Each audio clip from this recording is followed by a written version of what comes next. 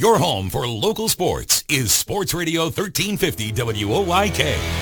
Welcome to Sports Radio 1350's High School Football Game of the Week, presented by WellSpan Sports Medicine, the official healthcare and sports medicine provider of the York Revolution. Fullback gives it to the left side. Nice here. Smith pushes through the defense, and it's a touchdown, Wildcats. High school football plays here on Sports Radio 1350 WOYK.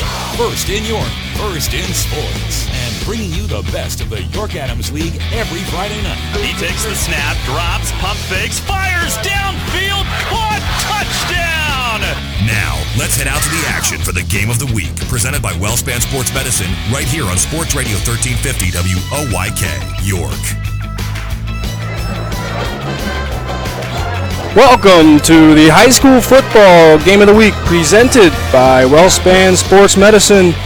I'm Gareth Hissong, and joining me to my right, the local legend, Andy Bria. We join you from Red Lion, where the 3-2 Lions play host to the undefeated 5-0 Northeastern Bobcats. As we kick off our Flying Feet pregame show, and let's start out by taking a look at our keys to the game, brought to you by Brooks Huff. Andy, let's start with the visiting team. This team comes in, as mentioned, undefeated, 5-0. Led by head coach John Shapansky in his 7th season. Last year they went 5-5, snuck into the District 3 playoffs. A lot of success with this team. A lot of playmakers on the perimeter. What are some keys to them? What are we going to see on offense tonight from the Bobcats? You know, they got great balance, and thank you. That even hurt my ears, okay? You know, 2,100 yards rushing, 1,100 yards passing. They got Manny Capo, might be one of the fastest guys in the league at halfback. They got Zach Henderson at 3 sports, 3-letter sport, good at all 3 sports, basketball, volleyball, and football. As their quarterback, 6'4", 220. They can pass, they can throw. This is a game I think that they want to get. This is a team that's trending in the right direction, and I think this is a big game for them because after this, their last 3 games are against New Oxford, York High, and Central. So this is a big game for Northeastern. I think they want to get off to a quick start, and I think rushing the football and then using the pass to open it up a little bit is where their keys are tonight. And that's quarterback Zach Sanderson, the captain, coming into this game with 941 yards in the air, 13 touchdowns. At running back, you mentioned the star Manny Capo, 962 yards, 11 touchdowns. We're going to see him broach 1,000 yards tonight. Jordan Logano on the edge at wide receiver, Aiden Weibel. Kawan Chapman, very exciting as well. We'll hear those names a lot tonight. And right, as you mentioned, these first couple games, Solanco, Carlisle, Mifflin County, Spring Grove, Dallastown, not exactly the gauntlet that they get at the end of the season when they see tonight what you would normally see on paper, Red Lion, and then finishing the year with Central, York High, and New Oxford. Now let's shift over and look at the home team. Red Lion, coming into this year, coming into every year, has a lot of expectations. Postseason expectations. 2018, they were division champs. Head coach Jesse Shea, 7th season here. He's 46-24. Started out the season 3-0, looking like another promising year. They get taken to the woodshed in week 4, 58-7 loss here at home against Central York. Go out last week and try to recover against Southwestern. Lose that, a close battle of 17-14. What are we going to see from the Lions tonight? How are they going to be successful? How are they going to bounce back and change the narrative of this 2019 campaign? And I think you just said it right there, G. They got to change the narrative, and they got to do it quickly. That Central game hurt them mentally, okay? I don't know what happened. You were sitting here right next to me. You don't know what happened, okay? It was just a poor football game. Then you go up to Southwestern, you figure, okay, like you said to me down on the field, you have a good week of practice. You know, you're going up there, great expectations, and you get beat by a not-so-good Southwestern team that you should not lose to, 17-14. Okay, now what do? You're coming in here against a 5-0 Northeastern team. This is a crucial game. This is the linchpin right here. Redline needs to come out and shut down. They're gonna make Redline one-dimensional. I don't care what you want to do. Make them one-dimensional. You either make them throw the ball or make them run the ball. Don't allow them to do both. Okay? They need to slow down this offense. They need something good to happen to them early. They need to make it early. They need to keep their head in the game. They need to stay focused, and they need to come out and play Lion football. And if they don't do that early, my fear is if the mistakes start to happen, this thing's going to snowball and get away from them. And as we wrap up our Brooks Huff keys to the game, you mentioned the word focus. I think this team for Red Lion really needs to focus on eliminating mistakes, eliminating turnovers. They've hurt themselves with penalties, turnovers, things that they can control. And if they can bounce back from that a little bit this week, they have plenty of capable players. Running back Devin Guerreri, captain at quarterback, Nick Schultz. He's a fast, quick, slippery guy. He can certainly do it on the ground. And if he goes to the air, Randy Pfizer on the outside. Devontae Dennis, a wide receiver, 6'4", 202 pounds, junior. That's a nice target on the edge. We saw them against Central have some luck early. They were moving the football, and all of a sudden the mistakes came in, like you said. And I said, focus. You can't have two positive things happen and then a 15-yard holding penalty, a 5-yard offside penalty, a motion penalty. That's lack of focus. You cannot stop yourself against this team. So we'll see if Redline can overcome the adversity that they've faced the last 2 weeks, try to bounce back against an undefeated Northeastern Bobcat team again. This is our Week 6 feature, high school football game of the week on 98.9 Sports Radio, WOYK. 1350, also found on the WOYK Preps YouTube channel. Stay tuned for more of our Flying Feet pregame. Next, we have Andy Bria catching up with the head coaches in our Kochman Kunkel Insurance interviews. We were with you when you were struggling with the challenges of being a young athlete, before the challenges of keeping fit while working 9 to 5, and long before Pilates and Zumba were even a thing. Flying Feet. Flying Feet Sports Shoes outfitted you as a young athlete. When you slipped into a new sport practically every season, you learned a lot and you grew strong. Now that you're an adult, why stop? Flying Feet has the brands and the styles that will increase your performance no matter how you choose to maintain your fitness. Just like when you were a kid, when you shop Flying Feet, you know you'll walk away with the best fit and natural comfort. Flying Feet stocks fitness shoes and all kinds of fitness gear. So, what do you do these days? Trail walking? Working out on the track, on the street, in the gym? Sign up for exercise classes like Pilates, Zumba, or need shoes for weightlifting? It doesn't matter what you're into, you can always count on Flying Feet. It's the one sportswear specialty store that's truly ageless. Flying Feet. Flying Feet Sports Shoes, 1511 Melrose Avenue, York, just off exit 18 of I-83. Get your football party started with great Best Jet products from your neighborhood Sure Say markets. Pick up party platters with $18.93 deli items.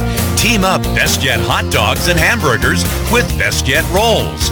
Get Best Jet 12 packs of soda and Best Jet Rising Crust pizzas at Salvos Markets in Shrewsbury, Stewartstown, Whiteford, and East York, and Nell's Market Fresh Foods in Spry. Take us on the go with the new WOYK app. Download on the Apple and Google Play stores today. Sports Radio 98.9 FM and 1350 WOYK. First in York, first in sports. Welcome back to our pregame show. We're at Horn Field, and it's a beautiful Friday night for football. We've got the Red Line Lions hosting the Northeastern Bobcats, and with me now is the very successful coach of the Bobcats, John Skapansky. And I know I didn't pronounce that correctly, Coach, but congratulations on a nice season so far. We were just talking about it. You know, you got the big bullseye on your back, and that's because your kids are playing well. Talk a little bit about the success you've had so far. Yeah, it's all the kids. You know, they've done an outstanding job, and it goes into the coaching staff who's put together, you know, hard work on weekends and transitioning throughout the week, and then the kids coming out and being able to apply it. But yeah, the hard work goes out to those guys. You got a tough stretch coming up, starting with this Red Line bunch, they have not been playing good football. It's, you know, I'm not saying anything on the line. Last 2 weeks have been really tough. How do you prepare your kids to stay focused? And this is a team I'm sure these kids believe they should come in here and just whip up on. And expecting a big one tonight? Yeah, Redline's a very well-coached team. I know Coach Jesse Shea, and I know he, prepares very hard every week, and they got a tradition here, and certainly they're going to live up to that. So I know we're going to see the best Redline team that they have. I'm sure he's talked about last year where we were able to pull somewhat of an upset on them last year. So, they want their revenge, and we've just taken it 1 week at a time, and this week it's Redline, and come tomorrow morning we'll worry about the next one. All right, Coach, a couple of keys your kids got to do well to get out of here with a W tonight. We got to play assignment football on defense. They run a pretty good RPO system. Quarterback does a nice job. The running back runs hard. So being able to get as many guys to the ball as we can and tackle. Offensively, we got to be able to come out and execute. We've struggled in the first half the past few weeks. We move the ball, and then we put ourselves in penalty situations where it hurts us and sets us back. So we got to do a better job at that and, come out and execute right away. Good luck to you, Coach. Thank you. I appreciate it. We'll be right back with more of our pregame show right after this on 98.9 FM and 1350 AM WOYK. Sports injury? Walk into WellSpan Urgent Orthopedics for immediate care. No appointment is ever needed. Our orthopedic and sports medicine specialists are here to treat you. Visit wellspan.org/urgent orthopedics today for hours at our York and Hanover locations. If you build it, he will come.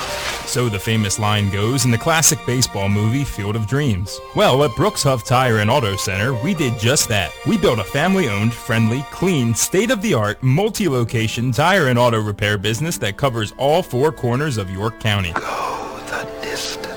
For over 75 years, Brooks Huff has been serving its customers and stands behind its work nationwide for 24 months through the Goodyear Tire Service Network and the Napa Auto Care Program. Ease his pain. Unexpected vehicle repairs can hurt the family budget, but our preferred customer card offers special deals, rebates, and up to 6 months no-interest payments on many services. And now, till the end of September, get up to $225 back on a set of 4 select Goodyear tires. People will come, Ray. Come visit Brooks Huff at our Shrewsbury, Leader Heights, Hanover, and Manchester, Pennsylvania stores before the offer disappears into the cornfield. Or visit us on the web at www.brookshuff.com. Are you on your way to work right now? Trudging along, heading to the same job you're just not too enthused about any longer? Hearing this ad might just mean it's your lucky day. Give your career a reboot with the York Post Office. The York Post Office is now hiring rural mail carriers. Work in a fast-paced, dynamic environment. Hiring for non-career positions with career eligibility. Starting at $17.78 per hour with all eligible for health benefits. Suitable vehicle for delivery is required on some routes. Get your foot in the door on a new career today. Apply online at USPS.com. New FM signal, new website. Get features, live broadcasts, and on-demand game broadcasts and shows online at 989WOYK.com. Welcome back to our pregame show. With me now is the Redline head coach, and that's Jesse Shea. Coach, last couple of weeks have really been difficult. Talk a little bit about getting your Chargers ready to play a very good Northeastern team tonight. Yeah, we've had better weeks. So kind of what we've been talking about as we get ready for a really good Northeastern team was don't lose faith in who we are. It's easy to say, tougher to do, certainly tougher for teenagers to do. But we have been successful. We've been successful doing the same stuff we're still doing this year. And they just have to keep their heads down. They have to trust in each other. They have to trust in themselves and trust that at some point this is going to start clicking for us. You call a timeout early, Coach, if it starts to go south on you. And I'm just saying, if it starts to go south on you, the kids drop their heads, do you maybe need a timeout early to get them back on track? Yeah, I mean, that's all game management stuff. Right. I mean, it's dependent completely upon the situation. So, would I do it? Sure, it would if I thought it would help. But I look for a fast start on whichever side of the ball starts this game. They know how important this is to get up on these guys early. You've a very balanced Northeastern team coming in. Very. Can throw the ball, can run the ball really well. Talk a little bit about your defense and how you plan on stopping that bunch. Well, when you say stopping, let's make sure this is a relative term. Yes, it is. Yeah, so, no, honestly, the Zach is fantastic. Lagana is amazing. But really, the young man that I think brings it all together for them is Capo. I think he is a fantastic running back. He runs hard. He runs with determination. And he's the type of kid that it's going to take, multiple black and gold helmets around him to make sure he doesn't get yards after contact. Couple of keys, Coach. Sure. That you have to do well to get out of here with a W tonight. Well, the biggest thing for us is not shooting ourselves in the foot. The amount of for these last 2 weeks, the amount of unforced errors we've made. And when I say unforced errors, I'm talking about things like jumping off sides and false starts and things like that. Putting ourselves in a hole, putting ourselves in bad situations. But beyond that, boy, I hate to be boring, for your listeners, but it's going to be tackling. Whoever the better tackling team is tonight is going to win. Because, like I said, they're a three-headed monster over there on offense, and we are going to have to make sure that when we get there, we wrap up and we wait for help. Because every one of these kids, every one of those, triumvirate over there, they're special players. Thank you, Coach, and good luck to you tonight. Thanks very much. We'll be right back with more of our pregame show on 98.9 FM and 1350 WOIK. Hunters Hill Orthodontics is a longtime staple in the orthodontic care community. With offices in York and Dillsburg, our practice's top priority is to provide you with the highest quality orthodontic care in a friendly, comfortable environment. Call our York offices, 1910 Kenneth Road, at 767-6694 to make your appointment, or at 1399 South Queen Street, 885-5468. Or in Dillsburg, call 502-1186. We've got your smile at Hunters Hill Orthodontics. Want to give your child the best birthday ever without hosting, planning, or cleanup work? Book a York Revolution birthday party at Peoples Bank Park. Parties include 2 hours of all-you-can-eat Kessler's hot dogs and pizza, goodie bags for all guests, and Penn State Children's Hospital playground wristbands. The birthday child gets a custom Revs jersey and throws out a first pitch, and the whole crowd sings happy birthday before the party enjoys a customized Revs birthday cake. Birthdays at a Revs game. Best birthday ever. Details at YorkRevolution.com or 717-801-HITS. There's only one place for local high school sports. Sports Radio 1350. Welcome back to our high school football game of the week. This being our Week 6 feature. Red Lion playing host to the Northeastern Bobcats. You are joining us for our Flying Feet pregame coverage. And as it is the third week of division play, let's take a look around the league, Andy. And this is brought to you by Hunters Hill Orthodontics. All right, Friday, September 27th, here we go. We got York Catholics going up to Bermudian Springs to play the Bubblers. Dallastown at York High. That's going to be, wow, that's a big game. DeLone Catholic at Biglerville. I like your alma mater tonight. Go Squires. Okay. I picked it upset last week. Southwestern at Central. Southwestern played well last week in beating Red Line 17-14. They're about to play a different breed of football player up at Central York. Kennerdale will entertain Dover. Okay, Kennerdale played well at Suburban last night, even though the score did not, or last week, even though the score did not reflect it. Gettysburg at Eastern York. Gettysburg playing well. Fairfield at Hanover. York County Tech at Littlestown. New Oxford at Spring Grove. That could be a good one right there. Northeastern Red Line, that's the one we've got here. We hope it's a good one. West York at Susquehannock, and York Suburban will visit Muhlenberg. And that is our Hunters Hill Orthodontics look around the league. And as we approach 10 minutes before we put toe to leather and get the kickoff, right now, the Northeastern Bobcats make their way through the tunnel of cheerleaders and onto the field between the white lines. And let's take a look, as mentioned, Week 3 of Division play. If we take a look at Division 1 right now, the standings go Central York, Northeastern, Southwestern, and York High, all undefeated in division play and competing for that top spot, followed by New Oxford, Dallastown, Red Lion, and Spring Grove trying to change the way their season is looking right now. Division 2, Gettysburg, Susquehannock, York Suburban, all undefeated at the top of that division. followed by Dover, Kennerdale, West York, and Eastern. Division III, DeLone, Bermudian Springs, Biglerville, all familiar names sitting at the top of that division, followed by Littlestown, Hanover, York Catholic, York Tech, Fairfield. Still a lot of football left to be played out, only the third week of division play.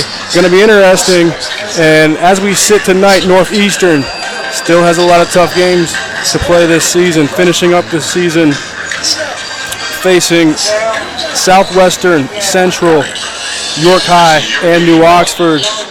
Let's see if they can continue to keep pace with their undefeated season as they sit 5-0 here, visiting Red Lion at 3-2. Stay tuned for more of our pregame coverage. Hey, it's the good-looking genius at Broadway Transmission. You know what really grinds my gears? Perfectly good cars being thrown away just because the transmission went bad. My mind slips into overdrive when someone says, I'll just get a new car before I spend that kind of money on a transmission. What? According to Kelley Blue Book, the average price of a new car is $32,000. Now you're going to finance that, right? There's another $6,000 to $8,000.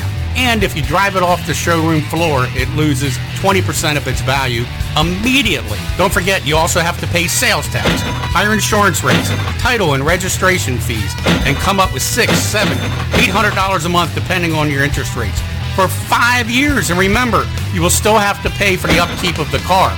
Brakes, tires, wipers, fluids, etc. Stop! Trade your transmission, not your car. Thanks, good-looking genius. You're welcome, ma'am. Broadway Transmission. We'll get your shift together and save you all that dough. Visit us on the web at BroadwayTrans.com or stop in and see how it's done. Today, it seems everybody is offering a discount on car insurance, but at what price? Reduced protection, impersonal service. At State Farm, you can earn discounts and still get full service and dependable protection from the world's largest car insurer. See me, Trish Hauser, 1865 Susquehanna Trail North, York, for the State Farm multiple line discount. With State Farm, you get an agent you can depend on and an insurance company you can trust. For the details on State Farm's multiple line discount, see me, Trish Hauser. Your county, your teams. Sports Radio 1350 WOYK. First in York, first in sports. Back here at historic Horn Field for our Flying Feet pregame coverage as we get set. Under 7 minutes to kick off. Let's take time now to look at our player intros brought to you by State Farm. Trish Hauser. Not like a good neighbor, but better than a good neighbor.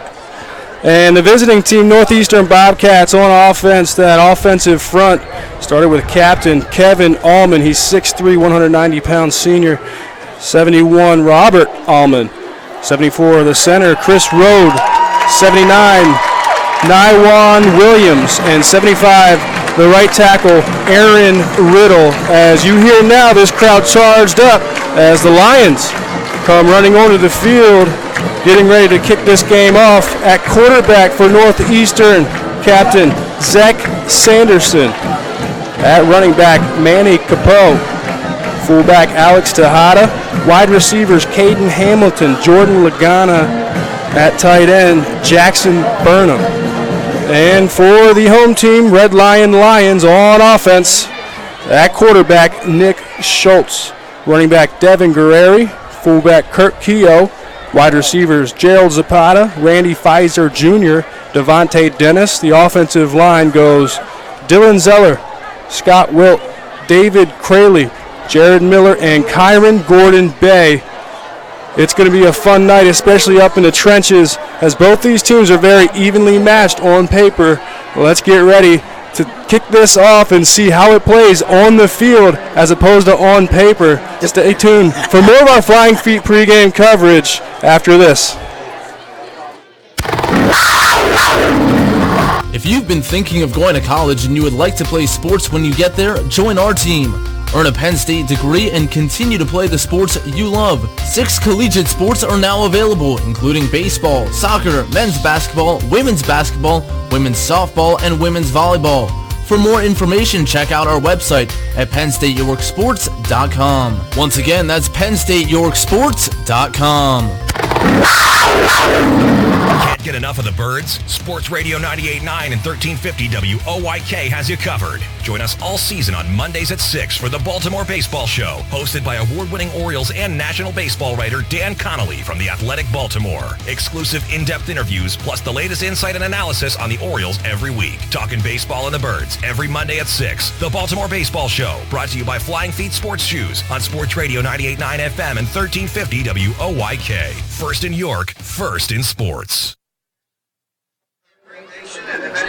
Back here at historic Horn Field, so we get ready for our kickoff, and we'll take time now to listen to our national anthem.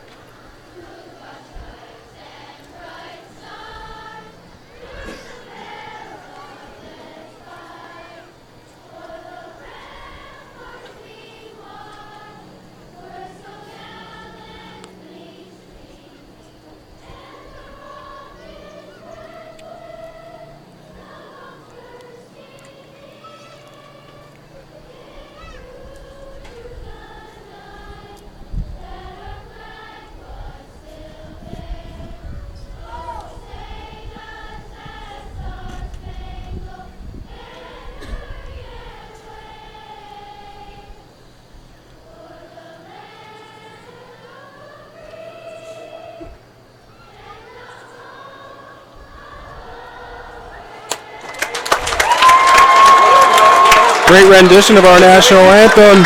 We take under 3 minutes until kickoff. We'll take one more break. This wraps up our Flying Feet pregame show as we get ready for our Fast Signs kickoff. New FM signal, new website. Visit us online at 989WOYK.com and take us on the go. Download the new WOYK app today. Sports injury? Walk into WellSpan Urgent Orthopedics for immediate care. No appointment is ever needed. Our orthopedic and sports medicine specialists are here to treat you.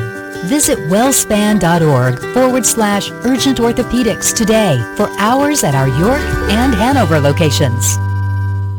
Every day, Fast Signs helps businesses like yours with their visual communications. We ask the right questions, recommend smart solutions, and help you build your business.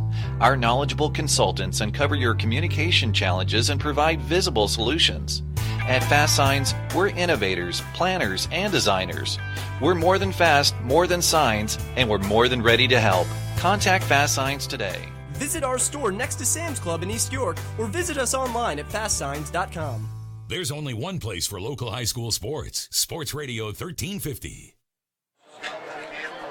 Back here at Redline as we approach kickoff time.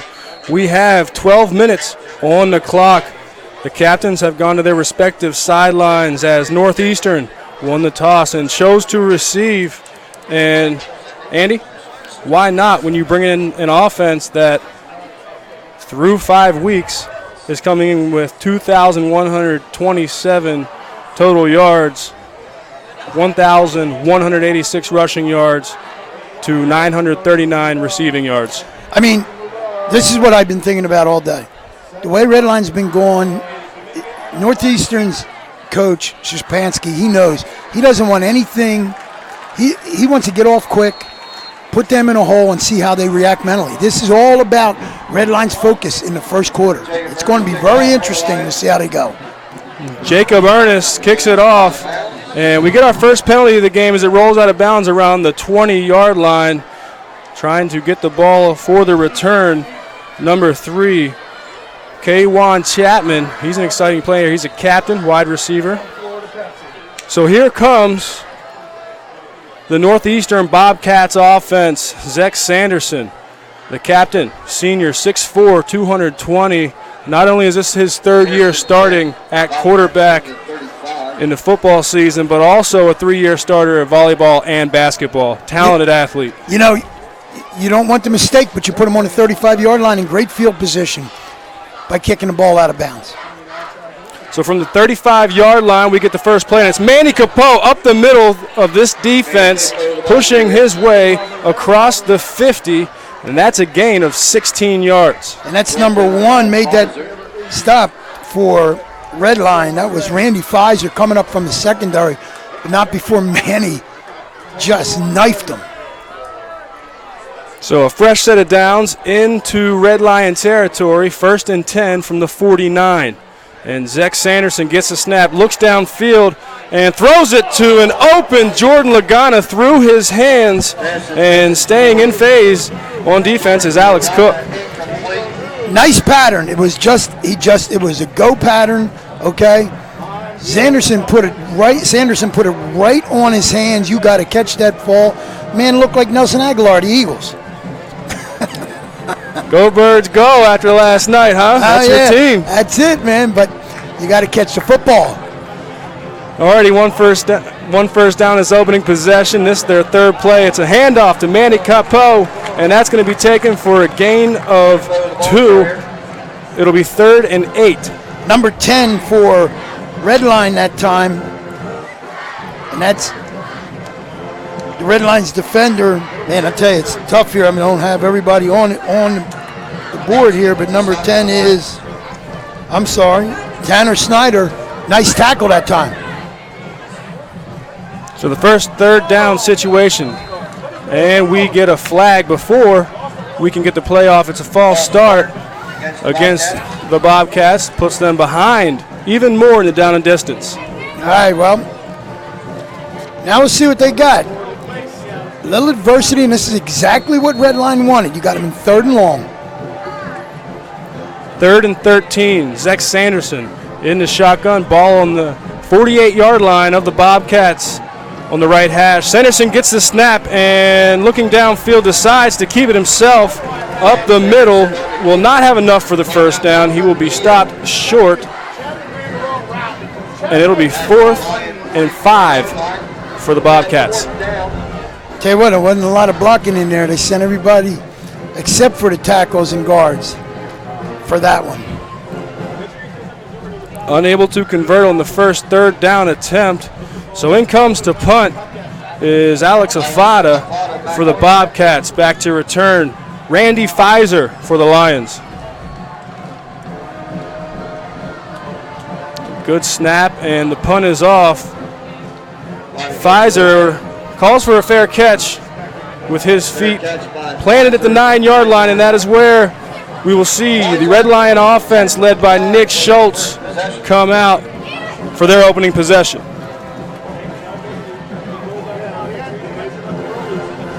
Great night here, 70 degrees, and as it always is at Horn Field, a packed crowd.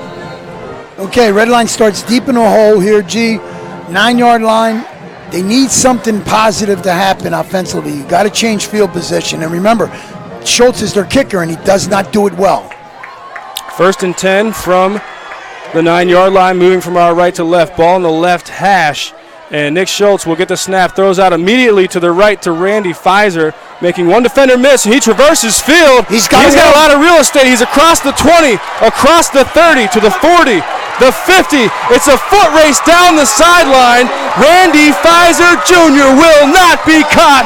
It's a touchdown, Red Lion Lions. And that's exactly what they needed.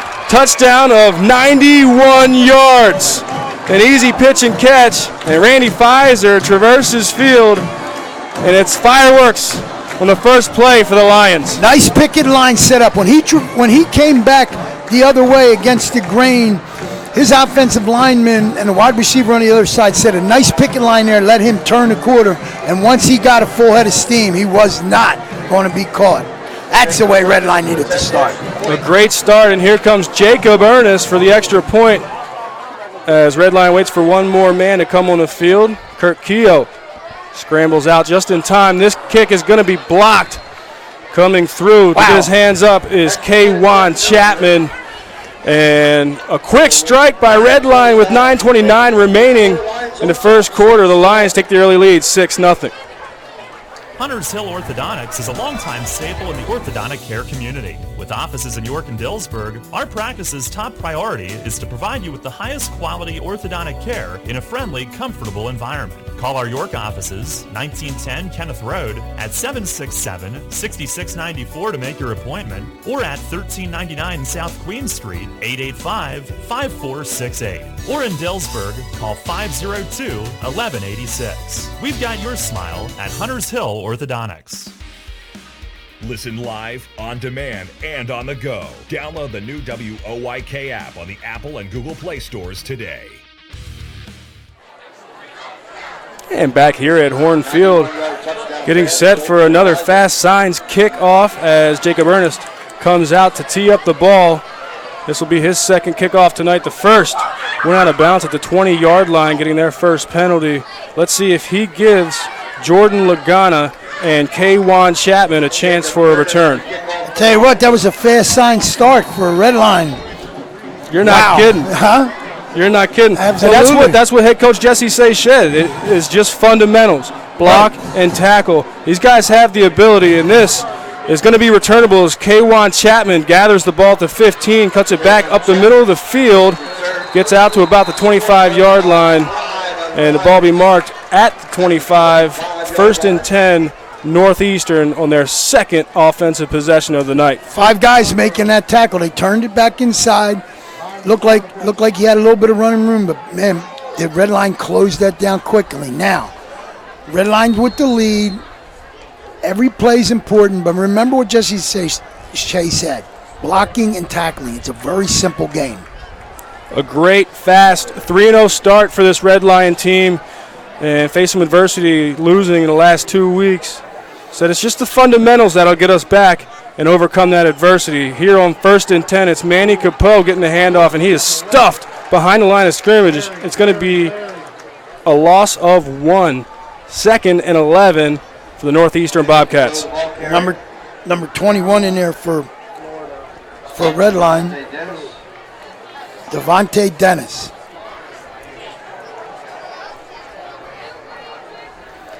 Defensive end. He's got some length, 6'4", 202 pounds. He's a junior. And on 2nd and 11, the handoff goes to Manny Capo around the left side. And again, this defensive front is there to make the stop as we have a flag on the field. But coming in to make the tackle, number 3, that was Bailey Royer. Bailey Royer, the defensive end, 6'2", 190-pound senior. Both these defensive ends are the classic book defensive ends. Long, aggressive, physical football players. And that's an offsides penalty against the Lions. Again, hurting themselves with unforced errors that we've seen the last 2 weeks for this Lions team. I was just about to say that both offense and defensive lines of Red Line are doing a really nice job, and they shoot themselves in the foot. So 2nd and 5, Zach Sanderson gets the snap, and again met in the backfield, nothing doing is Manny Capo. This defense from the Lions is coming out of the gate fierce and physical. Number 36, Jake Bradley got there first. Bear hugged him for a 3-yard loss. Impressive start on both sides of the ball. 3rd and 7. The shotgun to his right is Manny Capo. Sanderson looks downfield, and it's incomplete. Another drop by one of his main targets, the speedy Jordan Lagana.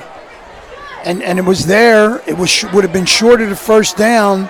And Red Line right now has gotten it better in Northeastern. This is a high-powered offense that came in here with a lot of weapons. And Red Line should get good field position out of this if the punt is fielded cleanly.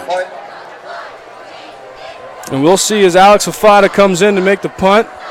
And back to return.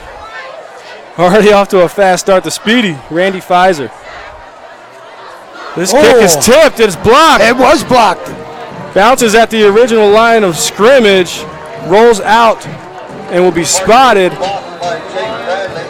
at the 43-yard line of the Bobcats, and Red Lion starting in plus territory. Again, positive things happening early for the Lions. Okay, block punt, big run, big throw and catch for a touchdown. They're set up for success right now. Lions will have the 1st and 10 from the Bobcat 40. You know, it'd be interesting to see what happens to a Northeastern team coming in here undefeated if Redline can put 6 or 7 on the board here. They have the confidence in each other. Head coach Jesse Shea saying, again, good week of preparation, just need to put it out on the field on Friday night. And Nick Schultz gets a snap out of the shotgun, scrambles in the backfield looking for a target downfield. He needs to get rid pressure, of it. And there's the hold. And throws it away. And we have a flag in the backfield. Get a call from our head official, Steve Kessler. It's got to be a hold. And I know you want something to happen, but the longer you hold that ball, the more you give them a chance, your lineman a chance to grab a jersey or try to keep somebody off your back. So we'll see. This is going to be an interesting mark-off. 2 weeks ago when we were here for the shellacking Central York gave to Red Lion, the Lions had a fast start in that game as well. Holding against Redline, spotted a foul, was their own 45. So that's going back to the 30. To the 35-yard line. 20, 27, 30. First and 37. Or excuse me, 3rd and 37. You have a play in your playbook for that at William and Mary? Deep to the tight end? Just call my own number. That's what I exactly. Deep. Let's go deep to the tight end. Right. Absolutely. So as it is, a 1st and 32 for the Lions. And Nick Schultz will give the ball around the left side to Devin Guerreri. And he is drugged down at the 40-yard line. It'll be a gain of 8. Number 33, Jackson Burnham, did a nice job of stringing it out that time. Again, you got 17 yards just to reach 3rd and 10. And not only are the Lions fired up about the adversity they faced the last 2 weeks, dropping that 58-7 loss against Central York and then losing 17-14 to Southwestern. But remember, last year, Northeastern came in here and upset the Lions 23-16. You can't put the ball on the floor here. You can't have any kind of turnover. Oh, I thought he had Pfizer. And Schultz on the play action fake rolls out to his right and throws it incomplete to an open Randy Pfizer. So 6 minutes, 39 seconds remaining in our Stony Brook Family Restaurant first quarter. The Lions hold the 6-point advantage 6-0 over the Northeastern Bobcats, who are undefeated 5-0 coming into this contest. And we have a 3rd and 26 from the Lions' 41-yard line. Ball placed on the left hash. Schultz is in the shotgun with trips to the boundary side to his left. Guerreri to his right, a single receiver to his right. Nick Schultz fakes the handoff and keeps it himself off tackle to the right. And he is drugged down, met by Eric Davenport. But they'll get a chance to change field position after the mistake. So they did, they got some yardage back. They gained about 16 yards after the penalty. So remember, their punting is an adventure. So there, a nice gain of 9 yards for Nick Schultz on the ground. He's very capable on the ground. And yes, we saw some issues with their punting. And the snap is over the head of the punter. And the ball's still loose, picked up. Oh, no. And advanced into the end zone for a touchdown. Oh, how things can change in the drop of a hat. It's Dakota Nyman coming down for the recovery, getting in the end zone, and tying this game up 6-6. Touchdown Bobcats. I remember somebody saying to me when we walked down on the field that the long snapper was having a little bit of issue getting the ball back to the punter. That one he launched right over his head. Whoever said that sounds smart. The long snapper, Will Berger, is senior, snapped the ball over the punter's head, Zane Schuster, and the extra point put through the uprights by Alex Afada with 5 minutes, 49 seconds remaining in the family Stony Brook Restaurant first quarter. Teamwork, commitment, and passion. Those three words are the foundation of what has made Brown's Orchards and Farm Market a favorite Southern York County destination for 70 years. Stop in for crisp, juicy apples, meet friends in the cafe and coffee bar, or shop the greenhouse for fall decorating. And while you're there, grab your favorite Browns football party food and cheer on your team. We applaud every player and fan for your teamwork, commitment, and passion for the game. BrownsOrchards.com. New FM signal, new website. Visit us online at 989WOYK.com and take us on the go. Download the new WOYK app today.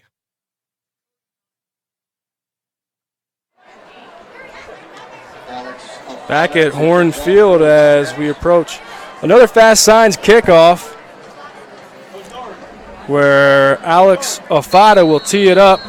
And back to return Randy Pfizer, pardon me, that's for the what Lions. I'm sorry. That's what they did not need to happen. They don't need that kind of mistake. And this, a deep kick, will be returnable by Pfizer. He collects the ball at the 1 yard line and takes it up the left hash. No pressure from the defense on the kick coverage. Finally getting taken down at the 32 yard line. A nice 31-yard return on that kickoff for Randy Pfizer. Deshaun Brown on the tackle, and that's a saving tackle because he looked like he was going to get the corner. And he's got some quick feet. He'll pick him up and put him down with the best of them.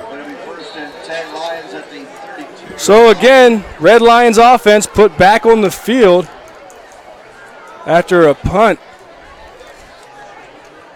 The long snapper put the snap over the punter's head, and it was recovered, advanced into the end zone by Dakota Nyman.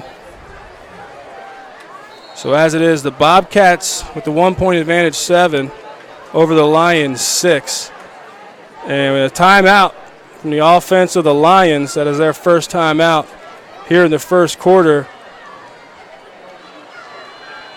Andy, a little bit of a roller coaster so far for the Lions. Yeah, and and I'm sure Jesse Shea doesn't like what happened on that punt, but again, mistakes kill you. And Red Lions started out well, stopped a very potent offense, made them punt a couple of times, but you can't have mistakes like that, and especially deep in your own end, and ones that cost you points. I mean, that puts Northeastern up and erases all the adversity they had early in this game. Now they got a 1-point lead, and you know how it is. That ball can get rolling for you. You start to feel good about yourself. You play better, and it goes both ways. On the other side of the coin, the Lions need positive things. And how do you maintain morale if you're a coach? What are you telling your players? How do you persevere through times and adversity as we see in front of us right now? As a coach, it starts way back in August when this team came out early. That's when you start teaching how to face adversity when you play. 1st and 10 from the 32-yard line. Ball placed on the right hash. The Lions in motion. Goes Jake Bradley. Nick Schultz gives a handoff to Devin Guerreri around the left side off tackle. And he's met by a host of Bobcats after a good gain of 6 yards. 2nd and 4 for the Lions. Alex Tejada, linebacker, 5'10", 210-pound junior, made that tackle. First man to hit him. But again, good positive yardage for Red Lions offense. Guerreri again around the right side. And had a little bit of room, but coming up to make a big stick on the defense. Number 21, Austin Hayes came in to fill. Alex Tejada also there to meet Devin Guerreri. I think Tejada, we're gonna mention that name a lot tonight. Linebacker for them, makes a lot of tackles. But they're ahead of the sticks, 3rd and 2 here. 3rd and 2, 3rd and manageable. Ball on the right hash at the 40-yard line. And again, the call goes to Devin Guerreri on 2nd, 3rd effort. Gets the first down and then some. And he is out to the 48-yard line, approaching midfield. Give a lot of credit to the guys up front for Redline. For Zeller, Wilt, Craley, Miller, Gordon Bay. Right now, they're moving Northeastern's defensive front off the ball and creating those creases for these backs to run in. And it's a fresh set of downs for the Lions at the 48-yard line. In motion goes Kurt Keogh. The handoff around the right side again to Devin Guerreri, and he is not met until he gets to the secondary. Again, carrying defenders, and looks like he got a gain of 9 or 10. We'll see where they spot this. Sounds like the Guerreri train's working tonight. Jackson Burnham, he was dragging him with him, and he's a 200-pound junior, and it's a first down. The first down for the night for the Lions, and they are in Bobcat territory. And this pass goes out to the left to Pfizer, stretching, climbing the ladder to make the catch. And he's met immediately, brought down. Tyshawn Bushrod coming in to make the stop, but after a gain of 7. I'm sorry, Pfizer put him on his back and made a nice target for Schultz. And here the call goes to Devin Guerreri, a handoff up the middle, stuffed at the line of scrimmage. Number 75, Aaron Riddle, excuse me. Aaron Riddle, the 5'10", 230-pound senior, coming into this game with 4 tackles. Big play here on this drive. Long 2. 3rd and 3 for the Lions. In the shotgun, Nick Schultz. Wing back, and Schultz will keep it himself, calls his own number, up the middle, gets the first down, and another 4. It's a gain of 7 for Nick Schultz, and a fresh set of downs. And right now, I'll tell you, York Catholic is outplaying the Northeastern Bobcats up front. Their backs are running harder. I mean, that was second effort. He was met 1 yard deep and ends up getting 7 on that. So here they come. This new set of downs inside the 30-yard line. Again, Nick Schultz in the shotgun. At the wing back is Kurt Keogh to his left, ball placed in the middle of the field. 3 wide receivers to the right, the wide side of the field. And Randy Pfizer comes in motion, gets the handoff, takes it around the left side, and he is into the end zone for a 28-yard rushing touchdown. Actually will be ruled a catch. It was a nice little pitch. Gotta love that for the quarterback. Just a nice, easy pitch in front of you, and Randy Pfizer does the rest. And the left side of the Red Line offensive line shut down the outside, did not let the linebackers get outside, gave Pfizer a lane to square his shoulders to the goal line, and boy, that boy can pick him up and put him down. And Jacob Ernest comes through with the extra point. 1 minute, 46 seconds remaining in our Stony Brook Family Restaurant first quarter, where the Lions lead 13 to the Bobcats 7. Serving York for over 50 years, Vito's Pizza. Check out their daily lunch specials Monday through Friday, 11 till 2. 2 slices of pizza and a small soda, only $3.99, or a small sub for only $4.25. Monday night, 2 large cheese pizzas for only $15.99. Tuesday, a large stromboli and large pitcher of soda, just $11.99. Wednesday, a large cheese pizza and large pitcher of soda, just $11.49. Vito's open till midnight, Monday through Thursday till 1 a.m. Fridays and Saturdays. Dine in at 1734 South Queen Street, York, or get carry-out. Call 843-1143. York's home for the NFL. Sports Radio 98.9 FM and 1350 WOYK, York. Back here at Redline, where it's been a slugfest back and forth in this first quarter, taking the early lead on a 91-yard pitch and catch is Randy Pfizer. Northeastern answers after a muff snap on a punt, and then Randy Pfizer again answers with a 28-yard touchdown strike. Ernest in to kick our Fast Signs kickoff, and this is returned at the 20-yard line, out across the 30, taken down at the 35, On the return, K1 Chapman. And he lowered his head, yeah. We'll take it over 1st and 10 in the middle of the field at the 35-yard line with 1 minute, 39 seconds remaining in the first quarter. If you're Jesse Shaggy, you could have not planned a better first quarter than the one he's playing with his kids right now. Doing a nice job on both sides of the ball. The one mistake cost them a touchdown. They have not, Northeastern has not got in there offensively yet. Again, 1st and 10 at the 39-yard line. Zach Sanderson in the shotgun, gets the handoff, looks downfield, looking right, throwing right to an open drop by number 33. Jackson Burnham, the tight end, in and out of his hands. Would have been a 13-yard gain, but as it is, the second incompletion for Zach Sanderson tonight. And if Shapansky starts to panic and throws, you take Manny Capo out of that equation, you kind of make him one-dimensional. Now it's 2nd and 10. This could be an interesting call right here. Sanderson in the shotgun, hands the ball up the middle to Manny Capo, and he finds his way, navigates through the defense for a 9-yard gain. A little bit of extracurricular activity after the whistle, but no flag. Got a little acrobatic stuff going on over there. Getting chippy as Kevin Allman getting in the face of Chase Evans after the play. So it'll be a gain of 8. It's 3rd and 2 for the Bobcats at the 43-yard line. Nicely done. In the backfield, but with the second effort, spins out of the tackle and doesn't have enough for the first down, a gain of 1. Number 79 that time, Number 79, John Williams just stood him up. Or excuse me. I had it right. Here we go. So 4th and 1.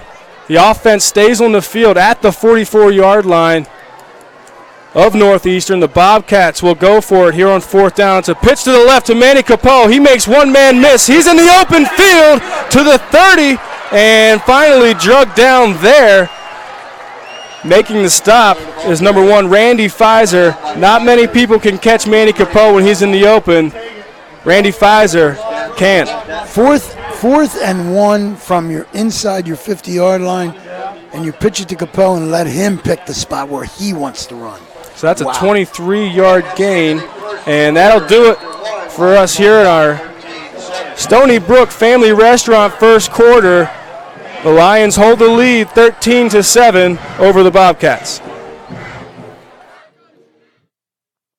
At Donegal, we understand there are many costs associated with running a business. That's why Donegal works with you to provide quality insurance products based on your business needs, and why we deliver that insurance at a price to fit your budget. Call your local independent Donegal agent today and discover why, when it comes to insurance for your business, Donegal is a better value. Contact Kochman Kunkel Insurance at 717-854-0300 or stop in at 3217 East Market Street, York. Locally owned and operated by Pam and Rudy Kochman. Kochman Kunkel Insurance.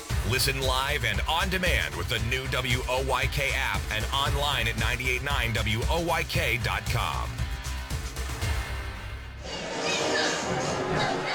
And back here at Red Lion, where this home crowd is charged up as they've been pleasantly surprised to see their Lions bounce back after 2 consecutive losses, coming to this game facing the undefeated Northeastern Bobcats.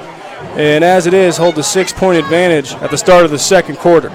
Nice quarter by the Red Line Lions on both sides of the football. They did a great job here. And Zach Sanderson on 1st and 10 throws it out to the left to Jordan Lagana. And just like that, a 31-yard pitch and catch from Sanderson to Lagana.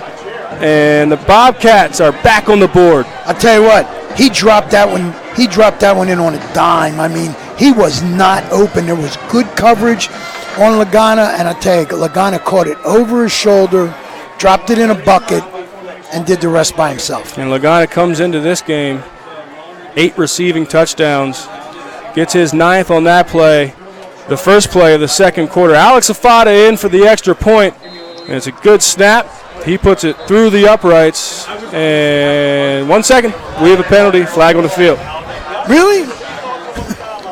We haven't seen a lot of them Not in the like stadium. As long as it's not like 2 weeks ago. Absolutely. Did he miss it?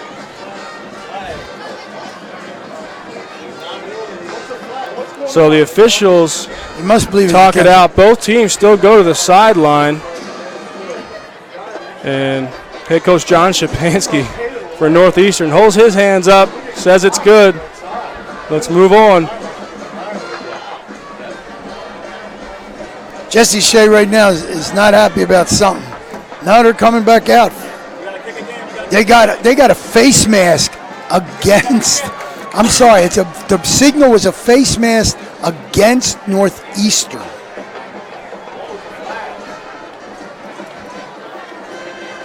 So that moves the ball back 15 yards and makes this extra point that much more challenging for Alex Afada, who comes into this game with a field goal. He's 1 for 1 on the year with a 32-yard field goal. So we know he can do it from that distance. And this will be from 26 yards out for the extra point. So this would make it his long of the year. Second long. He's got a longer field goal. Be his longest extra point. And what a boot. Certainly has a distance, splits the uprights. And they put Afada to the test. He answers. The Bobcats are up 14 to the Lions 13 with 11 minutes, 52 seconds remaining in our second quarter. We got a football game, G, all right? This is two teams slugging it out. Seem to be evenly matched. Red Line playing much, much better than we witnessed, I'm sure, 2 weeks ago, and I'm sure even last week. And Northeastern's got to be thinking about, we're 5-0, but we might not be as stout as we thought. Red Line's giving them all they can handle. And before I could mention, before the 31-yard touchdown strike from Jordan Lagana, the play before that was a 23-yard gain for Manny Capel, put him at 49 yards on 6 carries for the night, and that puts him over 1,000 yards rushing through week 5 of this 2019 season. Alex Afada kicks it deep on our Fast Signs kickoff, and the ball is gathered at the 6-yard line by Randy Pfizer, running up the middle of the field to the 20. Bounces it outside, stiff arms a tackler, and finally will be shoved out of bounds. And the ball marked at the 30-yard line, 1st and 10 from there for the Lions. I tell you, that Randy Pfizer, he can fly. I mean, he looked like he wanted to take it up the middle, found his opening, got it to the outside. Nice return, puts him in good field position at the 30-yard line. Northeastern's got to figure out how to stop him. See if this defense can come up with a stop for the Bobcats, as in the shotgun we have Nick Schultz, and the handoff around the left side to Randy Pfizer. He goes in motion, gets the handoff, and no gain. Good job by this defense, forcing him east and west, and it's K1 Chapman. And Jackson forces him out of bounds for no gain. Jackson Burnham also chasing on that. That time they just stretched it out right down the line of scrimmage. So an impressive start on offense for the Northeastern Bobcats. Red Lion came out charging on their opening possession. Now on defense, and the Lions come out from the 30, 2nd and 10, ball on the left hash. We're moving from our left to right again. Pfizer goes in motion from left to right. Nick Schultz fakes the handoff, keeps it himself around the right side. And another good job by this defense coming in to make the stop again. Jackson Burnham on the stop. It'll be a gain of 2. Jesse Shea must have saw something in the film of the last couple of games in Northeastern to create this motion by Pfizer and giving the ball, faking the ball, okay, on a little jet sweep, if you will. We've seen it now the entire first half. Jesse Shea doing anything he can to get the ball into the hands of his playmakers again. Pfizer goes in motion and taking the handoff. It's Nick Schultz keeping the ball up the middle. It's a foot race to the end zone across the 20. Finally brought down inside the 10. And that is going to be a 57-yard gain for the captain quarterback, Nick Schultz. And that was all for that action, that play action that they've been running with Pfizer coming across the formation, okay. Schultz put it in there, pulled it out, and just went right up the middle, the huge hole. And tell you what, Schultz got some speed on him. Absolutely does, and 1st and 10, the handoff goes to Devin Guerreri up the middle and stopped after a 2-yard gain, met first by Jackson Burnham. Nice job that time by the Northeastern defense. I tell you, big plays all the way around here. Nick Schultz is fast quarterback, similar to Sam Emig, who played quarterback here in 2016, and Zach Throne, quarterback in 2017.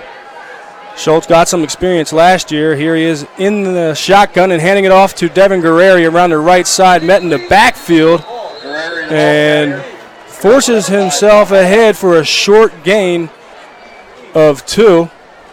And again, who's the man that we see making the tackle? Jackson Burnham, number 33. He's active on defense, is he not? Them double threes, you're going to see them all night. You know, this kid's a 6'1", 200-pound junior, and I mean, he is handling the point of impact really well. 3rd down for the Lions. 3rd and goal. Just inside the 8-yard line. From the 7-yard line for the Lions. Think you're in 2-down territory here, Jay? Very well could be. Schultz comes out in the shotgun to his right on the H-back. Kurt Keogh, 3 wide receivers to the left side. Randy Pfizer comes in motion, fakes the handoff, throwing for Kurt Keogh and knocked down by none other than Jackson Burnham.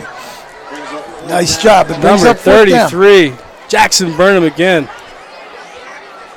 He came into this game with 17 tackles, 7 tackles for loss, 3 sacks. And he is active on defense, 6'1", 200-pound junior. I believe we're going for it. Lions keep their offense on the field. 4th and goal from the 7. Ball placed in the middle of the field. Schultz in the shotgun to his left. Devin Guerreri, 3 wide receivers to the right, single wide receiver to the left, and throwing it to the left to Randy Pfizer, and throwing it behind Randy Pfizer, and incomplete. Turnover on downs, and Kwan Chapman Bobcats take over on downs. on the defense and pass breakup. Pfizer looking for a flag, but these officials. Was it 3 or number 9? 3? Okay. I thought it might have been Tayshawn Bushrod, but that's all right.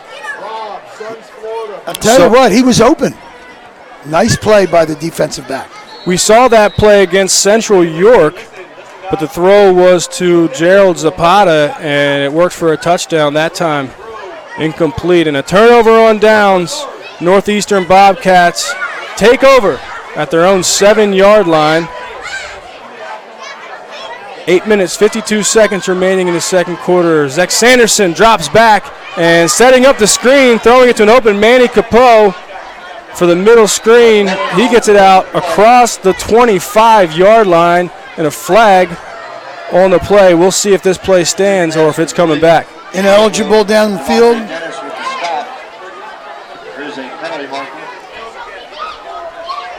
Again, we'll get the call from our head official, Steve Kessler.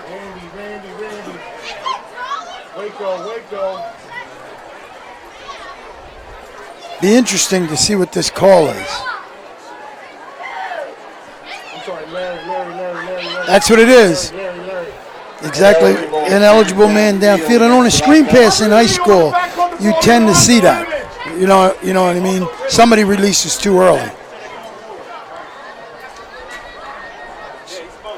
So now, you back up your offense right up against the goal line. Here's where, if you're a Red Line Lion, you need to stand up and be accounted for. Already starting to drive in the shadow of your own field goal post. And the penalty Drops you back even further. Inside the 5, ball placed at the 3-yard line. It'll be first and 10. I'm sorry. First and 15 from there. So the Bobcats take a timeout. We'll keep it here. That is the Bobcats' first timeout of the first half. And we'll see if they can get something going as they start early in their 5th possession behind the down and distance. I tell you, as a coach, if I'm Jesse Shea, I'm feeling real good about my guys right now. They came out after 2 weeks of subpar, especially 2 weeks ago, and they have performed. They've executed what we've talked about. They took their heads out of their, and they're out there playing football. On the other side of the coin, if you're Skapansky, you're wondering, okay, I got a couple of big plays here, but Redline has really stymied me, and we have not heard Manny Capoe's number mentioned a lot in this game. Manny Capoe comes into this game, 121 carries on the season, 962 yards, 11 touchdowns. He has eclipsed the 1,000-yard mark already tonight, and here on first and 15, the snap goes to Sanderson. He drops it, picks it up, and scrambles ahead. And cannot get back to the original line of scrimmage, a loss of 2. Now, if you're Redline, do you bring the house? We saw that in the first game of the year with Central against West York. Do you bring the house here on the blitz and try to pin them for the safety? We've seen the Lions make aggressive calls all night. Here they are trying to make a goal line, trying to push the Bobcats back across their goal line, and the handoff goes to Manny Capoe. Right on the left side, he gets it out to the 5-yard line, a 3-yard gain. 54, Eric Spiker on that tackle. 3rd and 12. Tell you what, with your back to the goal line, you got to be right on the numbers here. Good team defense from this Lions, swarming to the ball tonight. And Zach Sanderson in the shotgun, 3 wide receivers to the right, and puts Lagana in motion from right to left. Throws it out to Aiden Weibel to the left, and will be short of the first down. It was 4th and 12. They get an 8-yard gain on that pass. It'll be 4th and 4. Ball is placed at the 13-yard line. Redline should come up with good field position, and you got Randy Pfizer back there, and he is a threat to take it to the house anytime he touches it.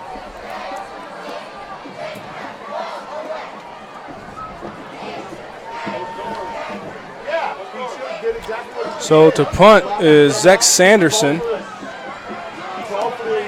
From the 13-yard line, ball bounces at the 40, caroms its way down to the 50 where Randy Pfizer will down at the mid-stripe, and the Lions will go 1st and 10 on the right hash at the 50-yard line, moving from our left to right with 7 minutes remaining in the second quarter.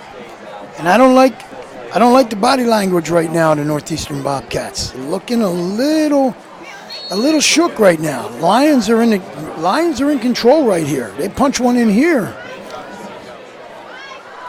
They came to play tonight. Lions trail by 1. Bobcats 14, Lions 13. Again, 7 minutes remaining in the second quarter. And Nick Schultz gets the snap in the shotgun and hands it off to Randy Pfizer as he's in motion going around the left side. He gets a first down, a gain of 13 on 1st and 10. That's a play that I'm telling you, Shea saw something, G, and they have run that with bringing that slot man, if you want to call him, slot man across right there. They'll either pitch it to him or Schultz will pull it back and go himself.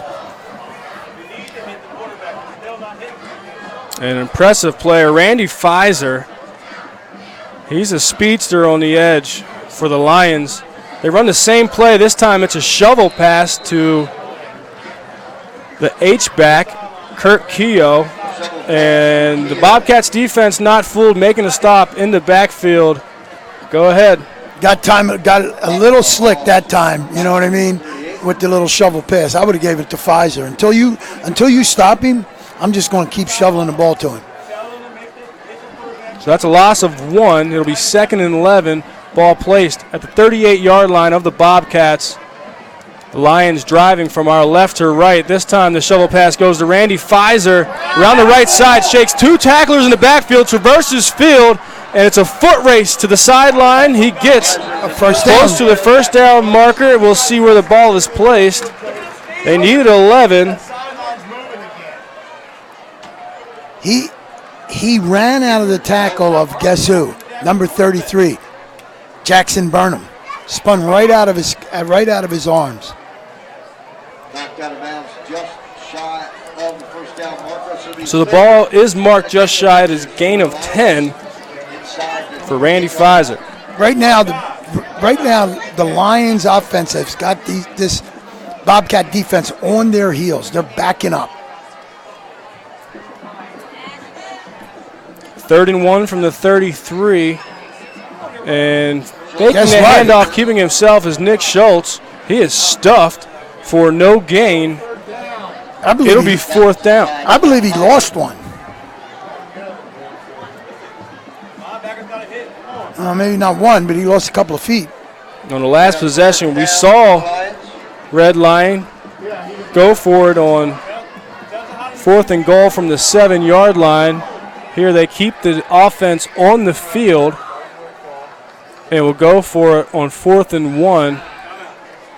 And it'll be another timeout. Red Lion, they will talk it over as the ball is placed at the 28-yard line. 4th and 1. What do you call here if you're the Lions on offense trying to get a first down on 4th and 1, trailing 1 point with 5 minutes, 11 seconds remaining in the first half? Well, I can tell you how I'm starting to play. I got number 1 coming across my formation right as the snap, and it's either him or Schultz. So Schultz got to make the right decision. Schultz makes the right decision. This is an easy first down and a new set of sticks for them. I'm telling you, Shea has got something with that slot man across, and Pfizer's doing a nice job, and Schultz in full command of this offense right now. I'm sorry, go ahead. As we sit with 5 minutes, 11 seconds remaining in our Broadway transmission second quarter, we have a great contest here tonight. The Bobcats of Northeastern lead 14 to the Lions of Red Lion 13. Here we go, 4th and 1 from the 28-yard line. In the shotgun is Schultz and 2 H-backs, Jake Bradley and Kurt Keogh. Nick Schultz hands the ball off to the right side of Devin Guerreri, and he is met at the line of scrimmage on second effort. Gets enough for the first down. Needed 1, got 3. So nice job that time. Nice little change of pace there. Loaded backfield. Just that was just power football right there. And the Lions able to do both tonight with finesse and speed on the perimeter with Randy Pfizer and with the power. Devin Guerreri up the middle. He gets the call again, dragging defenders for a gain of 3. It'll be 2nd and 7. And now Shea going to a little power football, okay? Little Guerreri, then we see a little Pfizer. Nice game plan, I think, drawn up right now by Red Line and Shea's group. And I believe they've got this. They've got these Bobcat defenders with their hands on their hips, not actually sure where it's going. Guerreri and Keogh come to the sideline as Zapata. Pfizer back in the game, and again, Pfizer goes in motion, and Nick Schultz will fake the handoff to him, keep it himself, and met in the backfield. There to make the stop, leading the way, Alex Tejada. Way too slow to develop that time. He kind of drug it in there, drug the ball in the gut, and just too slow developing. You can't do that against this defensive line. So now Schultz might have to throw the thing. Guerreri back on the field. He lines up to the right of Nick Schultz in the shotgun. Twin set to the right, twin set to the left, 4 wide receivers. And Schultz looks to the right, and pressure comes immediately, throwing the screen to Guerreri. He catches it, shakes a tackle, and forces ahead for a gain and a first down, a gain of 15. And down to make the stop is a defensive end, Kevin Allman, retracing his steps and making the tackle downfield. It's 1st and 10 from the 11-yard line. Guerreri with a great run that time, G. I mean, he wasn't met. And he drugged 2 guys for 6 yards. This Red Line team came to play some football tonight. This is not the same team we saw 2 weeks ago against Central. Lions are well coached, have a lot of talent, just need to stick to the fundamentals and persevere through the adversity. And here's the handoff around the right side. It's Guerreri navigating his way through the defense for a gain of 4. We got a Northeastern player hurt. Well, not quite. Player slow to get up. Number 40, Alex Tejada. 5'10", 210-pound junior linebacker. But right now, this Northeastern Bobcat defense is a little winded right here. Red Line taking it to him right now. 2 minutes, 25 seconds remain in the Broadway transmission second quarter. The Lions trail 13-14 to the visiting Bobcats. 2nd and 7, ball placed at the 7. Excellent football game to this point. Excellent football game, G.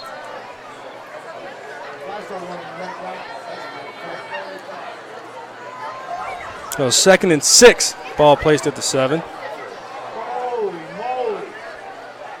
In the shotgun set, Nick Schultz to his right.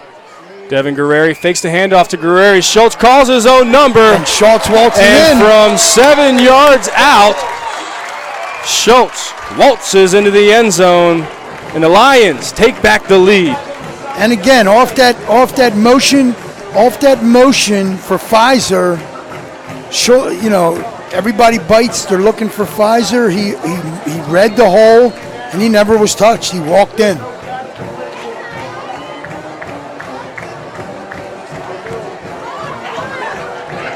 The extra point is good, and the Lions back on top, 20, the Bobcats 14. Fall is here. At Maple Donuts, the aromas of freshly baked pumpkin donuts, pumpkin fritters, and cappuccino are in the air. A Maple Donut pumpkin cream donut topped with cinnamon is the perfect way to start your day. And the tasty s'mores donut is back for the fall season. You'll love this chocolate cream-filled donut with creamy marshmallow sprinkled with graham crackers and drizzled with chocolate. Anytime is the right time for Maple Donuts. At Maple Donuts, they know a thing or two about donuts. Take us on the go with the new WOYK app. Download on the Apple and Google Play stores today. Sports Radio 98.9 FM and 1350 WOYK. First in York, first in sports. Back here at Red Lion, historic Horn Field. We were high up on the hill looking at the backstop of the baseball field. Great facilities here.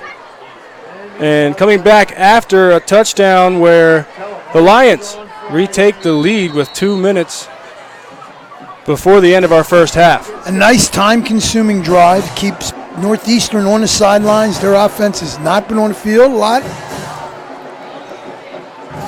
So this kickoff will bounce at the 25, fielded at the 20, and around the right side, cutting through the return defense and laying down defenders, making it down to the 21-yard line. On the return is K1 Chapman. K1 put his head down at the 30-yard line and just walked over a guy. And I'm not sure who it was, nor do I really want to call his number. A 48-yard return. Impressive. Yes. And right away, what a great answer for the Northeastern Bobcats after they lose the lead. A great return set them up 1st and 10 in Lion territory at the 21-yard line. We've seen a couple of nice returns by both sides and no penalty flags for clipping. And on 1st and 10, Capot will get the handoff. Number 56, that was Jared Miller on a defensive tackle that time. Gain of 3 for Manny. First time we've heard his name in a while, huh?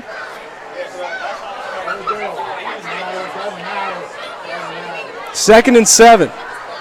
Sanderson in the shotgun, throws it out to the left to Jordan Lagana, making one defender miss, and diving ahead.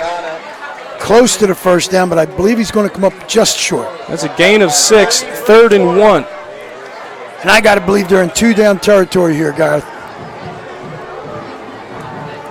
Absolutely. 3rd and 1. Ball placed at the 12-yard line. And taking it up the middle himself is Zach Sanderson. And he will score from 13 yards out. And that was just a little fake to Manny. They bit. 2 guys went to Manny. Sanderson, big hole, walks into the end zone and retakes the lead. That took all of 1 minute. And these quarterbacks trading punches, anything you can do, I can do better. You going to dance with that too or what? Oh, that was last weekend. I'm sorry. Easy. Easy. What? Easy. Told you, I can still pick them up and put them down. I know you can. I would be willing to bet hard-earned money on it. Alex Afada puts up the extra point, and the Bobcats retake the lead 21-20 over the Lions with 55 seconds remaining in our Broadway transmission second quarter. Impressed with this first half so far, Coach? I thought we were going to commercial. I'm sorry. Yes, I am. We'll and keep I it did here. I did not expect to have 6 touchdowns scored in the first half of this football game, 3 by each side. This has been an excellent play. This has got to be the best game we've done all year. I mean, 2 well-matched teams right now. Redline, even after 2 subpar weeks, if you will, has come in here against what on paper was the better opponent, and they've given them all they can handle and more. And right now, Northeastern, this is a dogfight. This is going to be fun to watch second half of this one. Absolutely, and both these teams are well coached, have a lot of talent, can play physical football, also have speed and talent on the perimeter. It's going to be a slugfest in the second half, just like it's been here in the first half. And what better place to be than at historic Horn Field for a contest like this? Absolutely. And we haven't talked enough about the guys up front. The guys up front on both lines for both schools are really putting the hats on each other. Alex Afada on the approach for a fast signs kickoff, back to return. Randy Pfizer, he catches the ball at the 9-yard line, goes up the left hash, cuts back up the middle of the field, navigating through the kick coverage, and is finally brought down. Ball will be marked at the 28-yard line. And First and 10 there for the Lions. I'm sorry, there's a little pushing and shoving, and they're going to get the Northeastern Bobcat, the last guy to push. That's going to be a 15-yard penalty, and it's going to walk a late flag on the field. I was watching it, and they're going to get, I'm sure.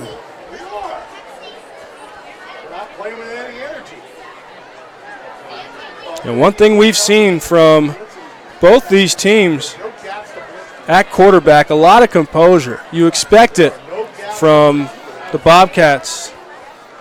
Zach Sanderson, who's been, this being his 3rd year starting at quarterback, now a senior. And Nick Schultz, after a 2-week losing streak, able to come in, persevere, keep that composure. It's been an impressive first half for him at quarterback. See, now here's something that I disagree with. You throw the flag for the personal foul, and yes, it's the right call because both kids were pushing and shoving. But you have a 3-minute jury trial at the middle of the field with all the officials to figure out that you're going to call it on both of them? Really? Tell us how you really feel about officials. No. Andy. I mean, I just make the call. If that's what you're going to do, make the call and let's move on. And from your coaching career, I've heard some stories from you about the officials and your relationship, but somehow every time we see an old official, they come over and buddy up with you. That's it, because I was always respectful. Always respectful. But I just don't understand why you're going to make that call. Just, give them both penalties, walk to both sidelines, talk to the coaches. Say the next one. Should have started my stopwatch. We're still right. That's what I mean. Still have a hung jury right now on where to place the ball. Ball's where. 1st and 10 from the 28-yard line. They move it back 1 yard. Well, Jesse Shea wants to know why his team is not moving forward 15 yards. He's making his case. Respectfully. Absolutely. Absolutely. You're allowed. So here we go. Nick Schultz trots onto the field with the play, and 1st and 10 from the 28-yard line. The Lions come out with 47 seconds remaining in our first half. Schultz in the shotgun to his left. Devin Guerreri, 4 wide receivers, 2 to the left, 2 to the right, dropping back and setting up the screen pass Nick Schultz, and throwing it incomplete to Devin Guerreri. Using Pfizer to kind of clear the safety, or clear the corner out on that side. Tried to throw the screen underneath.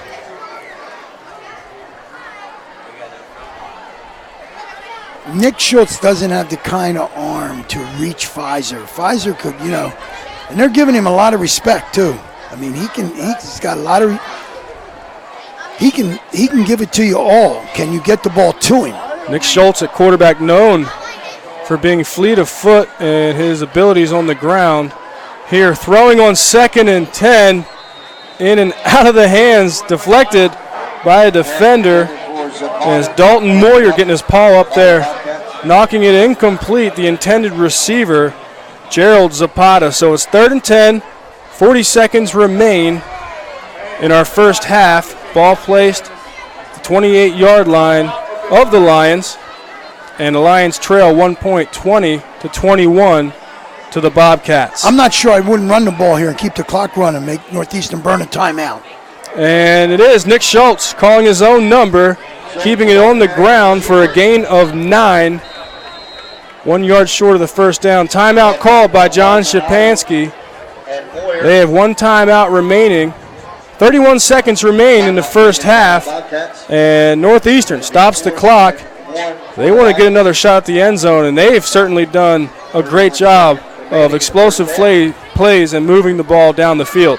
But watch out here. Remember what we have here in Nick Schultz and the punting formation of the Red Line Lions. He does that little. It almost looks like he's going to run a fake. You only need 1 yard for a first down, and he does that rugby-type style kick.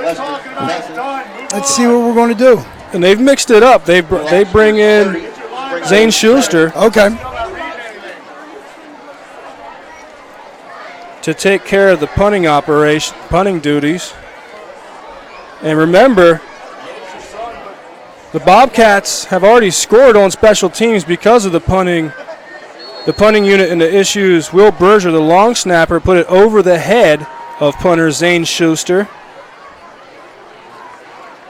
And that was gathered and taken into the end zone by Dakota Nyman. But you're right, here comes Nick Schultz. Offense stays on the field, see if he punts. Or if they go for it on 4th and 1 from the 37-yard line. Going with a hard cadence, trying to draw Northeastern off sides. And the defense of the Bobcats hold their water. Nick Schultz takes a timeout. And they tried to trick the Bobcats defense. Great job by the Bobcats not falling for the hard count. And nicely done. And that's well disciplined. Both sides of the football. That's what it's all about. We got 31 seconds. In this game, anything can happen here. We got enough speed to see a run back, and who you're going to have deep. Number 2 for Northeastern, Logano. Right, Jordan Logano. And he's another one. We haven't heard a lot from him tonight. Early on, one pass on a fly route, on a go route, but we have not heard his name mentioned. So let's see what the punter does here. The legitimate kicker, number 17. Lagana does have a 31-yard touchdown reception. Zane Schuster. That was his big play tonight. And yes, Zane Schuster out to punt. Wow. Back to return Lagana.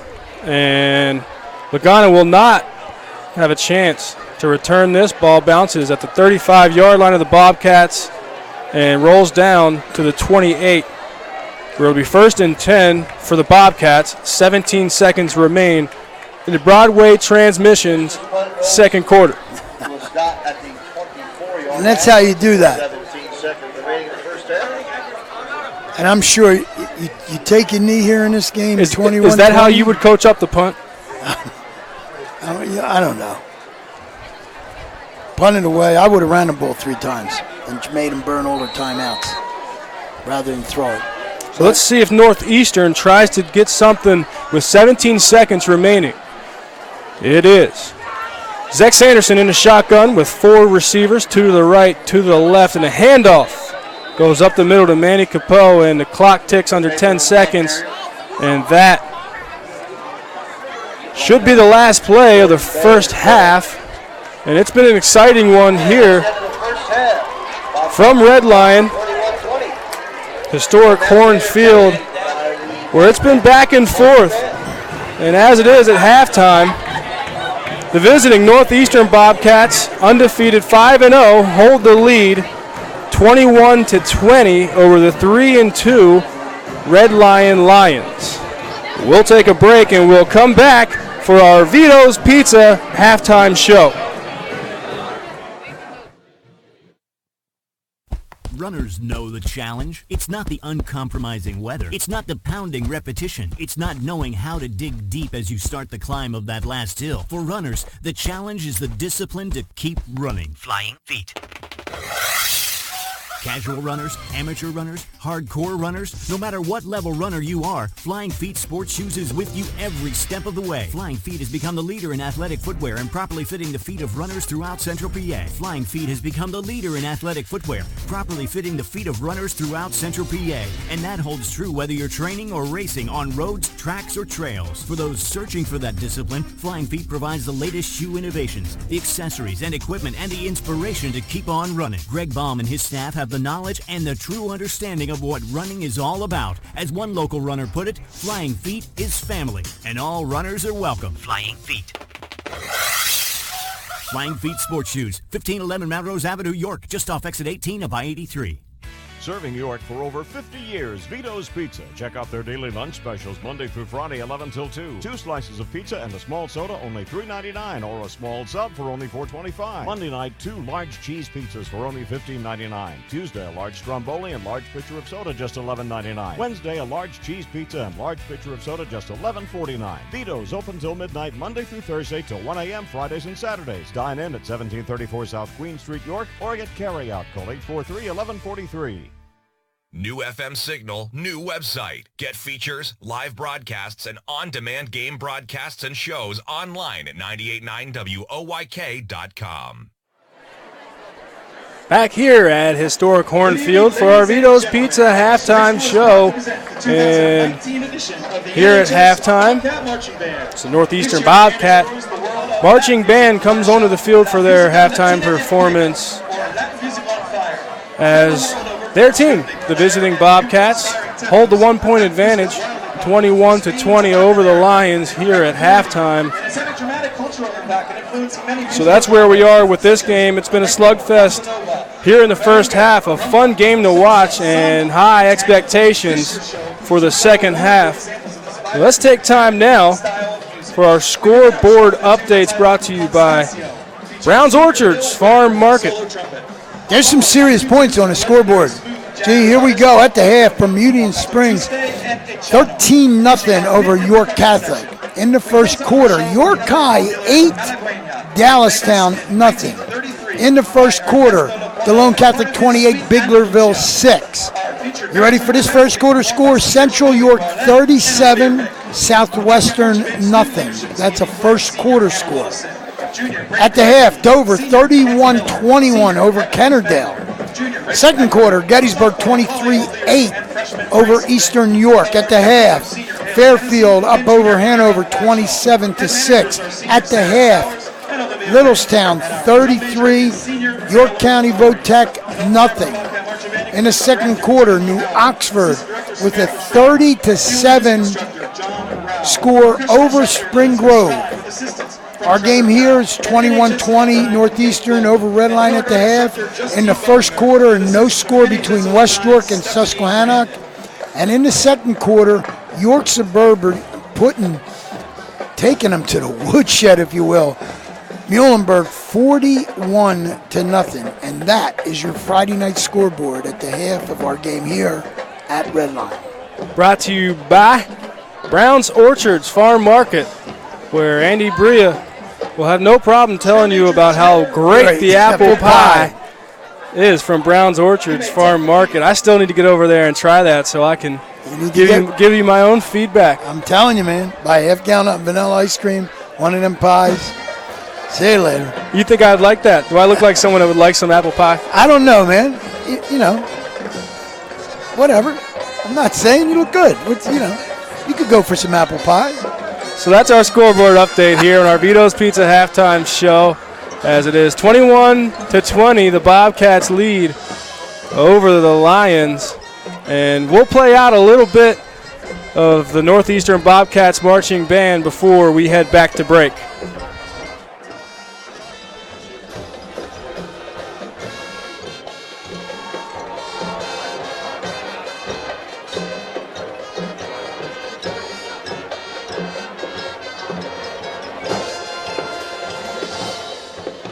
When you work with an independent insurance agent, you put the power of choice to work for you. Independent agents know several companies and their coverages, which means more options. And because companies like Donegal Insurance Group use the independent agent system, you not only get quality insurance, you also save money. The independent insurance agent system. Discover the power of choice. Contact Kochman Kunkel Insurance at 717-854-0300 or stop in at 3217 East Market Street, York. Locally owned and operated by Pam and Rudy Kochman. Kochman Kunkel Insurance. Hey, it's the good-looking genius at Broadway Transmission.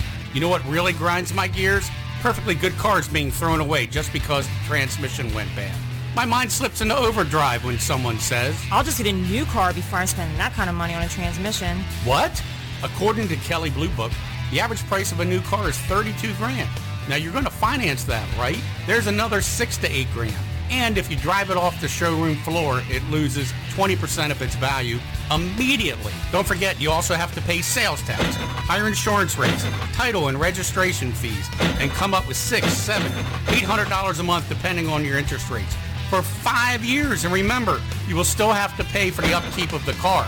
Brakes, tires, wipers, fluids, etc. Stop! Trade your transmission, not your car. Thanks, good-looking genius. You're welcome, ma'am. Broadway Transmission. We'll get your shift together and save you all that dough. Visit us on the web at BroadwayTrans.com or stop in and see how it's done. Hunters Hill Orthodontics is a longtime staple in the orthodontic care community. With offices in York and Dillsburg, our practice's top priority is to provide you with the highest quality orthodontic care in a friendly, comfortable environment. Call our York offices, 1910 Kenneth Road, at 767-6694 to make your appointment, or at 1399 South Queen Street, 885-5468. Or in Dillsburg, call 502-1186. We've got your smile at Hunters Hill Orthodontics. New FM signal, new website. Visit us online at 989WOYK.com and take us on the go. Download the new WOYK app today. Back at Red Line for our Vito's Pizza halftime show. You can hear more off in the distance from this Northeastern Bobcats marching band. Not only have we seen a lot of talent tonight on the football field with these players from Red Line and Northeastern, the band putting on a pretty good performance as well, Andy. Absolutely, and these kids put a lot of work into this. This is awesome stuff. You know, hours and hours of practice go into being able to play those instruments. And it's not said enough that you're right about the hard work, but also kudos to the parents that do a lot. Yeah, absolutely. For these kids, driving everyone around, getting them to practice and supporting these high school student athletes, student performers. Yep, and you know, I know how hard it is to do that, and like you said, kudos to everybody. Now let's take time now for our scoring recap, and we open up with Red Lion on their opening possession, their first possession, and they will receive coming out at halftime. Yep. They were the second ones to get the ball in the first half, but their first possession, they traveled 91 yards in one play, and it was Nick Schultz connecting with the speedy Randy Pfizer for a 91-yard pitch and catch. And after a missed extra point from Jacob Ernest, gave us a score of Red Lion 6, Northeastern 0 with 9 minutes 47 seconds remaining in the first quarter. And the special teams of the Northeastern Bobcats were able to help respond after a 4th and long snapper for Red Lion. Will Berger snapped it over the head of punter Zane Schuster, and it was Dakota Nyman collecting the ball, advancing into the end zone, and after a good extra point, gave us a score of Northeastern 7, Red Lion 6 with 5 minutes 49 seconds remaining in the first quarter. And back and forth as it went in the first half, answering with a 68-yard drive, and it was a 28-yard shovel pass from Schultz to Pfizer for Pfizer's second receiving touchdown of the night. Gave us a score of Red Lion 13, Northeastern 7 with a minute 40 remaining in the first quarter. Back to the Northeastern Bobcats as they went on a 65-yard drive in a minute 50 seconds, finished with a 31-yard touchdown pass. Quarterback Zach Sanderson connecting with the speedy Jordan Lagana gave us a score of Northeastern 14, Red Lion 13. Again, responding on a 50-yard drive, taking up 5 minutes off the clock in the second quarter. Red Lion capped off that scoring drive with a 7-yard rushing TD, and it was quarterback Nick Schultz doing the honors, gave us a score of Red Lion 20, Northeastern 14. And before the half could end, and on the ensuing possession, a quick strike. It was a great return out to the 21-yard line, starting on the 21-yard line of the Lions. And the Bobcats took 2 plays, 55 seconds, and scored on a 13-yard rushing touchdown. Zach Sanderson said, hey, if Nick Schultz can score, yeah, absolutely, let me call my own number. I can score too. Sanderson is a big boy too. Gave us our halftime score of Northeastern 21, Red Lion 20. It's been an absolute slugfest here in the first quarter, and we expect more in the second half. Fireworks coming. I mean, these kids are focused in now. Red Line knows they can play with them. The Bobcats, I think, are a little surprised that they came in here tonight and getting all of this. And I'll tell you, give Shea and his crew credit. They put together a great game plan to stay with a great team. So we'll see if Northeastern and Red Line can come out and entertain us just like they did in the first half. We'll see who comes out on top. Like you said, this is going to be a slugfest all the way down to the end. So stay tuned for more of Ito's Pizza halftime show. Hear from Red Lion. We'll come back and get the coach's pep talk from Andy Bria to see just how these teams can pull off the win in the second half. Sports injury? Walk into WellSpan Urgent Orthopedics for immediate care. No appointment is ever needed. Our orthopedic and sports medicine specialists are here to treat you. Visit wellspan.org/urgent orthopedics today for hours at our York and Hanover locations. Today it seems everybody is offering a discount on car insurance, but at what price? Reduced protection, impersonal service. At State Farm, you can earn discounts and still get full service and dependable protection from the world's largest car insurer. See me, Trish Hauser, 1865 Susquehanna Trail North, York. for the State Farm Multiple Line Discount. With State Farm, you get an agent you can depend on and an insurance company you can trust. For the details on State Farm's Multiple Line Discount, see me, Trish Hauser. Stony Brook Family Restaurant, located at 3560 East Market Street in York, is open for breakfast, lunch, and dinner from 5 a.m. to 9 p.m. Completely remodeled, Stony Brook is the home of good food and hospitality at reasonable prices. Proudly serving the York area for over 30 years, Stony Brook is family-owned and now also serves beer and wine. For home cooking, homemade soup, steaks, seafood, our famous roasted chicken, or just about anything, visit Stony Brook Family Restaurant, 3560 East Market Street in York. Hi, this is Dan Patrick. Join me weekday mornings at 9 on Sports Radio 1350 WOYK. Back at Red Line for our Vito's Pizza halftime show as Northeastern Bobcats lead 21 over Red Line 20. And Andy, let's take a look at this second half. Give me some keys on how these teams can pull out the win in the second half. What you saw in the first half, what they can adjust and do to pull out a win in the second half. Well, let's talk about the visiting Bobcats first. I think their issue is the point of attack. Red Line's defensive line, I think, is controlling the line of scrimmage. They're not letting Capo break that big run, and they're not giving Sanderson a lot of time to throw the ball. I think that's where Northeastern has to clean it up a little bit.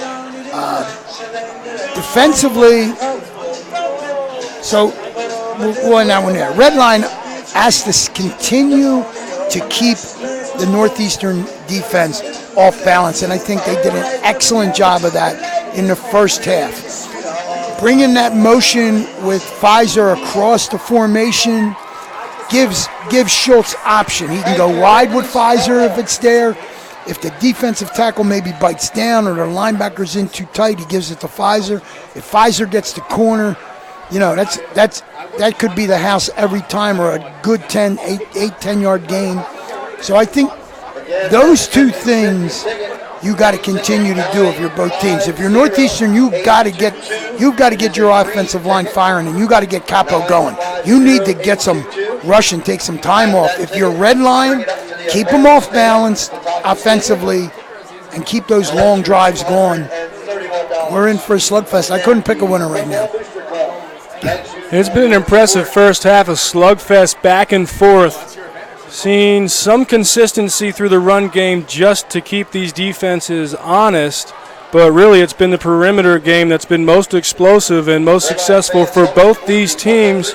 We've seen some inopportune mistakes, unforced errors, a few untimely penalties, especially for Red Lion, and especially as far as unforced errors with Red Lion and the special teams operations of their punt when snap goes over the punter's head, and that becomes the first score recovered in the end zone, becomes the first score for the Bobcats. Yeah, and right after you go down and you make a big play and, you got the mo going, and then all of a sudden, boom, you just shoot yourself in the foot. Yes, you can't do that against, you lose by one score here, or a 3-point, a field goal late or something. That's going to come back to haunt you. But I thought Red Line, the difference between the Red Line we're seeing against Northeastern and the Red Line we saw against Central 2 weeks ago is unbelievable. So, this is two good football teams going at it, and I think we're going to see more of that in the second half. So, kudos to both coaching staff as they got their kids playing well, and it's going to be fun second half. Red Lion back on the field warming up for the second half action. And Northeastern Bobcats just make their way onto the field to start warming up for second half action. And we'll take another break as we begin to wrap up our Vito's Pizza halftime show. Get your football party started with great Best Jet products from your neighborhood Sure Save markets. Pick up party platters with $18.93 deli items. Team up Best Jet hot dogs and hamburgers with Best Jet rolls. Get Best Jet 12 packs of soda and Best Jet Rising Crust pizzas at Saubles Markets in Shrewsbury, Stewartstown, Whiteford, and East York, and Nell's Market Fresh Foods in Spry. Can't Can't get enough of the birds? Sports Radio 98.9 and 1350 WOYK has you covered. Join us all season on Mondays at 6 for the Baltimore Baseball Show, hosted by award-winning Orioles and National Baseball writer Dan Connolly from The Athletic Baltimore. Exclusive in-depth interviews, plus the latest insight and analysis on the Orioles every week. Talking baseball and the birds every Monday at 6. The Baltimore Baseball Show, brought to you by Flying Feet Sports Shoes on Sports Radio 98.9 FM and 1350 WOYK. First in York, first in sports. We were with you when you were struggling with the challenges of keeping fit while working 9 to 5, and long before Pilates and Zumba were even a thing. Flying Feet. Flying Feet Sports Shoes outfitted you as a young athlete. When you slipped into a new sport practically every season, you learned a lot and you grew strong. Now that you're an adult, why stop? Flying Feet has the brands and the styles that will increase your performance no matter how you choose to maintain your fitness. Just like when you were a kid, when you shop Flying Feet, you know you'll walk away with the best fit and natural comfort. Flying Feet stocks fitness shoes and all kinds of fitness gear. So, what do you do these days? Trail walking? Working out on the track, on the street, in the gym? Sign up for exercise classes like Pilates, Zumba, or need shoes for weightlifting? It doesn't matter what you're into, you can always count on Flying Feet. It's the one sportswear specialty store that's truly ageless. Flying Feet. Flying Feet Sports Shoes, 1511 Melrose Avenue, York, just off exit 18 of I-83. Listen live, on demand, and on the go. Download the new WOYK app on the Apple and Google Play stores today. Back at Red Line as we get ready for second half action and take a quick look at some stats from this first half. Nick Schultz, 2 passing touchdowns tonight on the receiving end. Randy Pfizer, 136 yards receiving for Pfizer and 151 passing yards in the first half for Nick Schultz. Nick Schultz also with a rushing touchdown. He has 91 yards on the ground. He's been impressive for the first half. And for Northeastern, Zach Sanderson, also impressive, doing his duty to combat Nick Schultz and go back and forth to see who's the better quarterback here at Division I in this contest tonight. He has 1 passing touchdown of 31 yards. On the receiving end of that is Jordan Lagana, who only has, well, compared to Pfizer, only has 37 yards receiving tonight. And Zach Sanderson also with a rushing touchdown. And also Northeastern scored on special teams. We'll take one more break and we'll come back for second half action.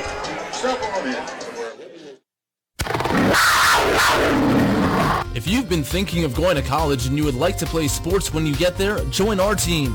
Earn a Penn State degree and continue to play the sports you love. 6 collegiate sports are now available, including baseball, soccer, men's basketball, women's softball, and women's volleyball. For more information, check out our website at PennStateYorkSports.com. Once again, that's PennStateYorkSports.com. Every day, Fast Signs helps businesses like yours with their visual communications. We ask the right questions, recommend smart solutions, and help you build your business. Our knowledgeable consultants uncover your communication challenges and provide visible solutions. At Fast Signs, we're innovators, planners, and designers. We're more than fast, more than signs, and we're more than ready to help. Contact Fast Signs today. Visit our store next to Sam's Club in East York or visit us online at fastsigns.com. York's home for the NFL. Sports Radio 98.9 FM and 1350 WOYK, York. Back here at Red Line to start second half action is a Fast Signs kickoff from Northeastern Bobcats, and Red Lion, after the touchback, will start the Maple Donuts third quarter, trailing by 1, 20-21, and 1st and 10 from the 20-yard line. We'll see which head coach had the Lombardi-esque talk at halftime to get your Chargers fired up here for the second half. Here we go. 12 minutes on the clock here at the start of the third quarter. The Lions, 1st and 10, trailing by 1, trying to change the narrative of their season on a 2-game losing streak.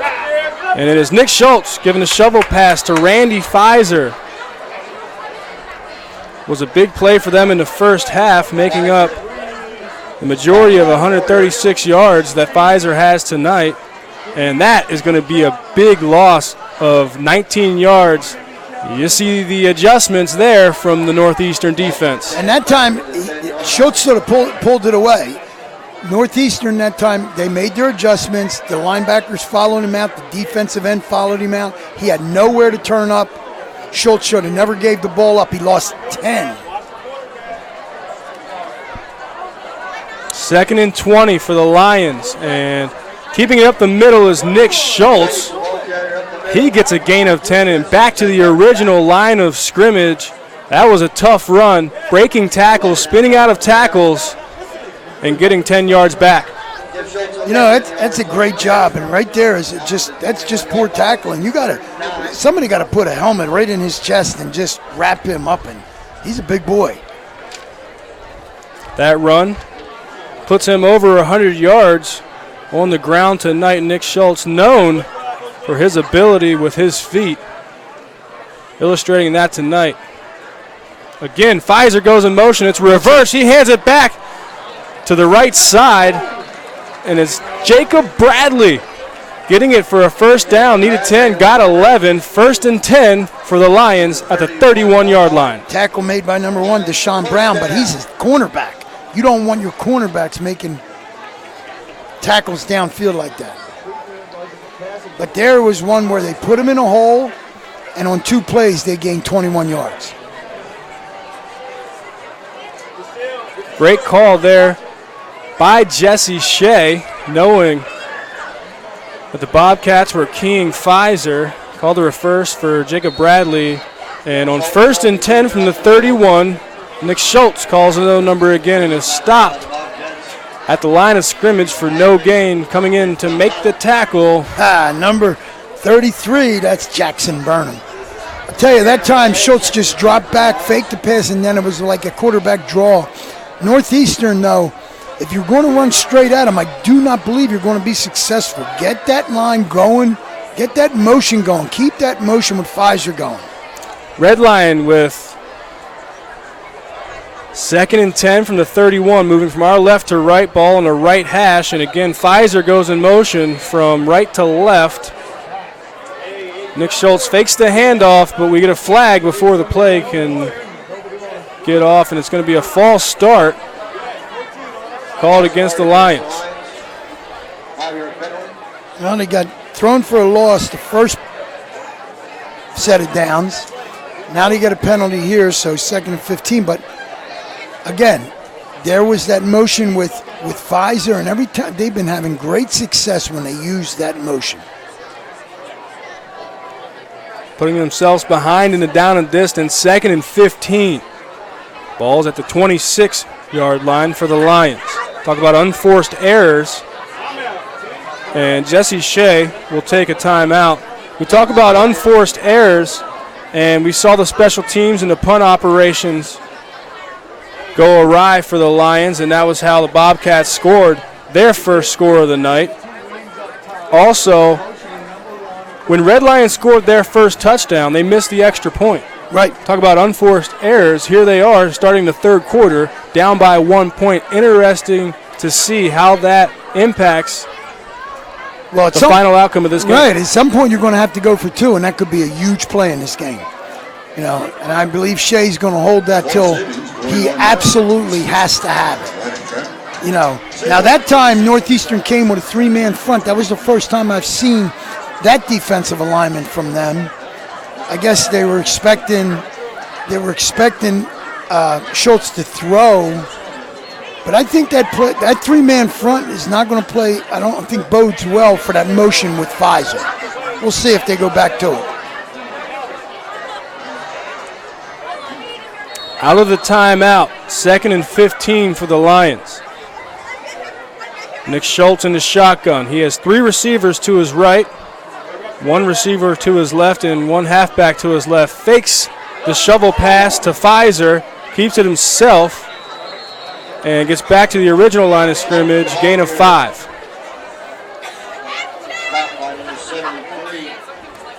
And on the tackle, big 73 Kevin Allman. Right. And number 72 is running around for Dylan Zeller. He's a 300-pounder. I'm not sure what his issue was, but he had his hands up in the air and he was kind of running around. And I don't know. I thought he had the ball.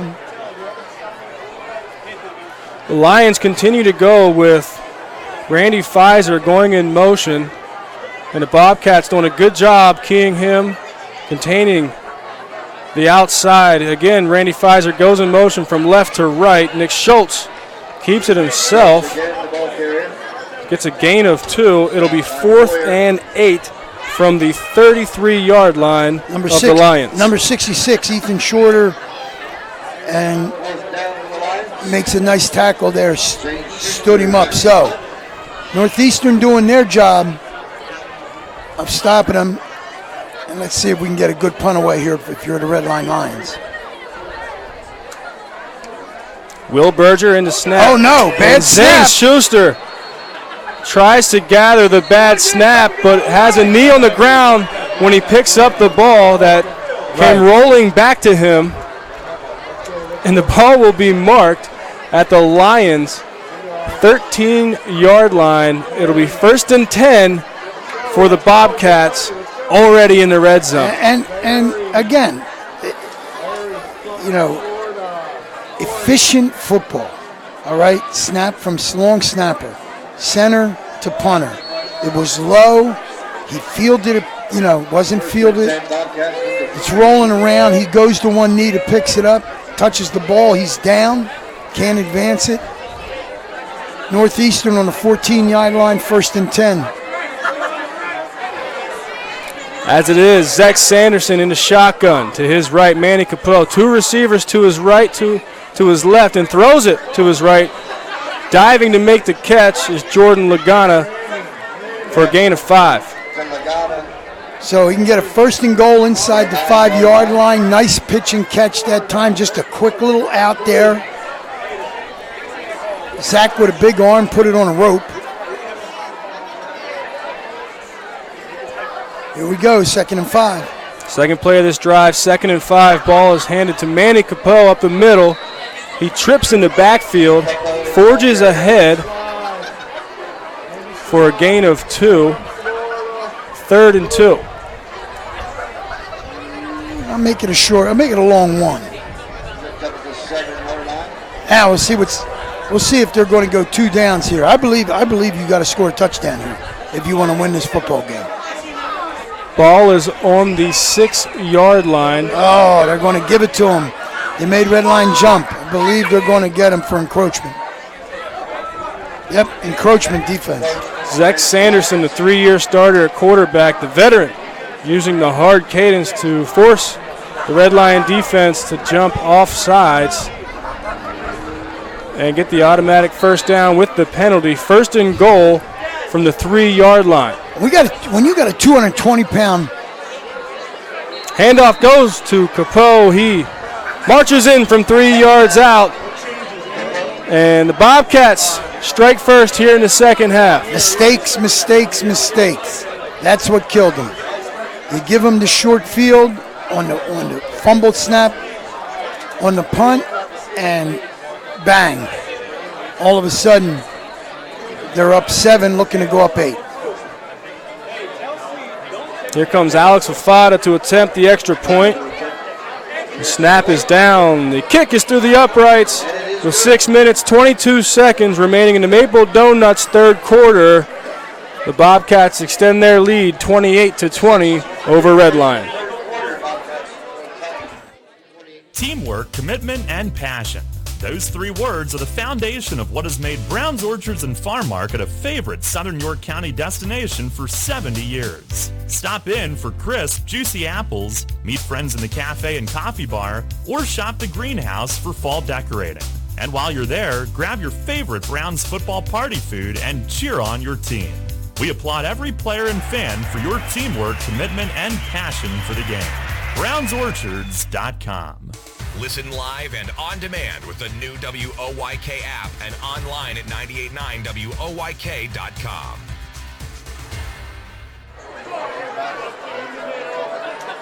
Alex Afada out for our Fast Signs kickoff, teeing it up. And back to return. The explosive Randy Pfizer Jr. for the Lions. His heels at the 5-yard line. From our right to left, Alex Afada kicks it deep. And this will be returnable. Ball checks up at the 6, cues out to the 10, where Randy Pfizer picks it up.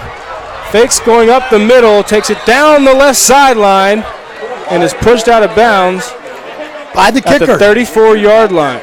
Alex Afada coming up to make the stop. Pfizer, I'll tell you, Pfizer is quick. He gets the corner and he's gone. We got a Northeastern player on the ground, looks like number 3. Tajuan Chapman. Yep, that's who it looks like. Looks like he's hanging on to an ankle, maybe. Hard to see. He could be holding his head from what I can see from here. I mean. So after another bad snap,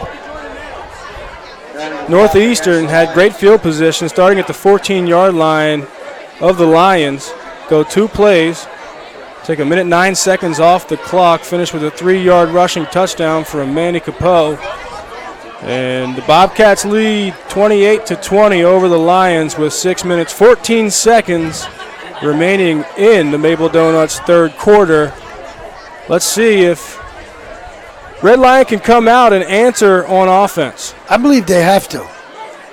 I believe we're at a junction in this game where, you know, any little swing in momentum is going to hurt you. You need to answer this, at least a long drive, take time off the clock, change the field position. If for nothing else, you do that. You do not want to have to punt this ball and have that exchange from center to punter again. And we missed it, but there was a penalty on the return. Spot foul, and takes it back to the 11-yard line.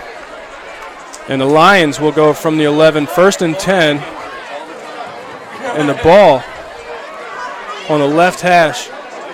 Lions moving from our left to right. Tonight they don the yellow uniforms, black pants, and black helmets with the yellow lined winged helmet like you see the Delaware Blue Hens or the Michigan Wolverines or Princeton. It's a big series defensively, I believe, for the Bobcats. They got them pinned back against their goal line. You got to bring it here. Captain Nick Schultz in the shotgun and sends Randy Pfizer in motion from left to right. It's a reverse again, the handoff to Pfizer and then back to Jake Bradley. We saw that work for 11 yards and a first down on their opening possession here in the second half. And this time it works for a gain of 7. And that was a nice blocking scheme up front because Northeastern brought 7 guys right across the line of scrimmage. They blitzed on that package right there. 2nd and 3.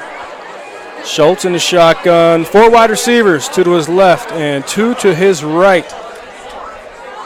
Guerreri in the H-back position. Lead block for Nick Schultz, and Schultz keeps it around the right side, fighting ahead. Needed 3 yards for a first down. He got 4 and a fresh set of downs. Number 30, Robert Maldonado on the tackle that time.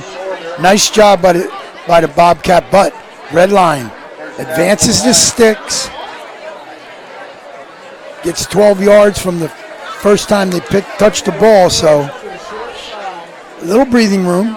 More of the playbook comes into action here. Out comes the offensive line for the Lions.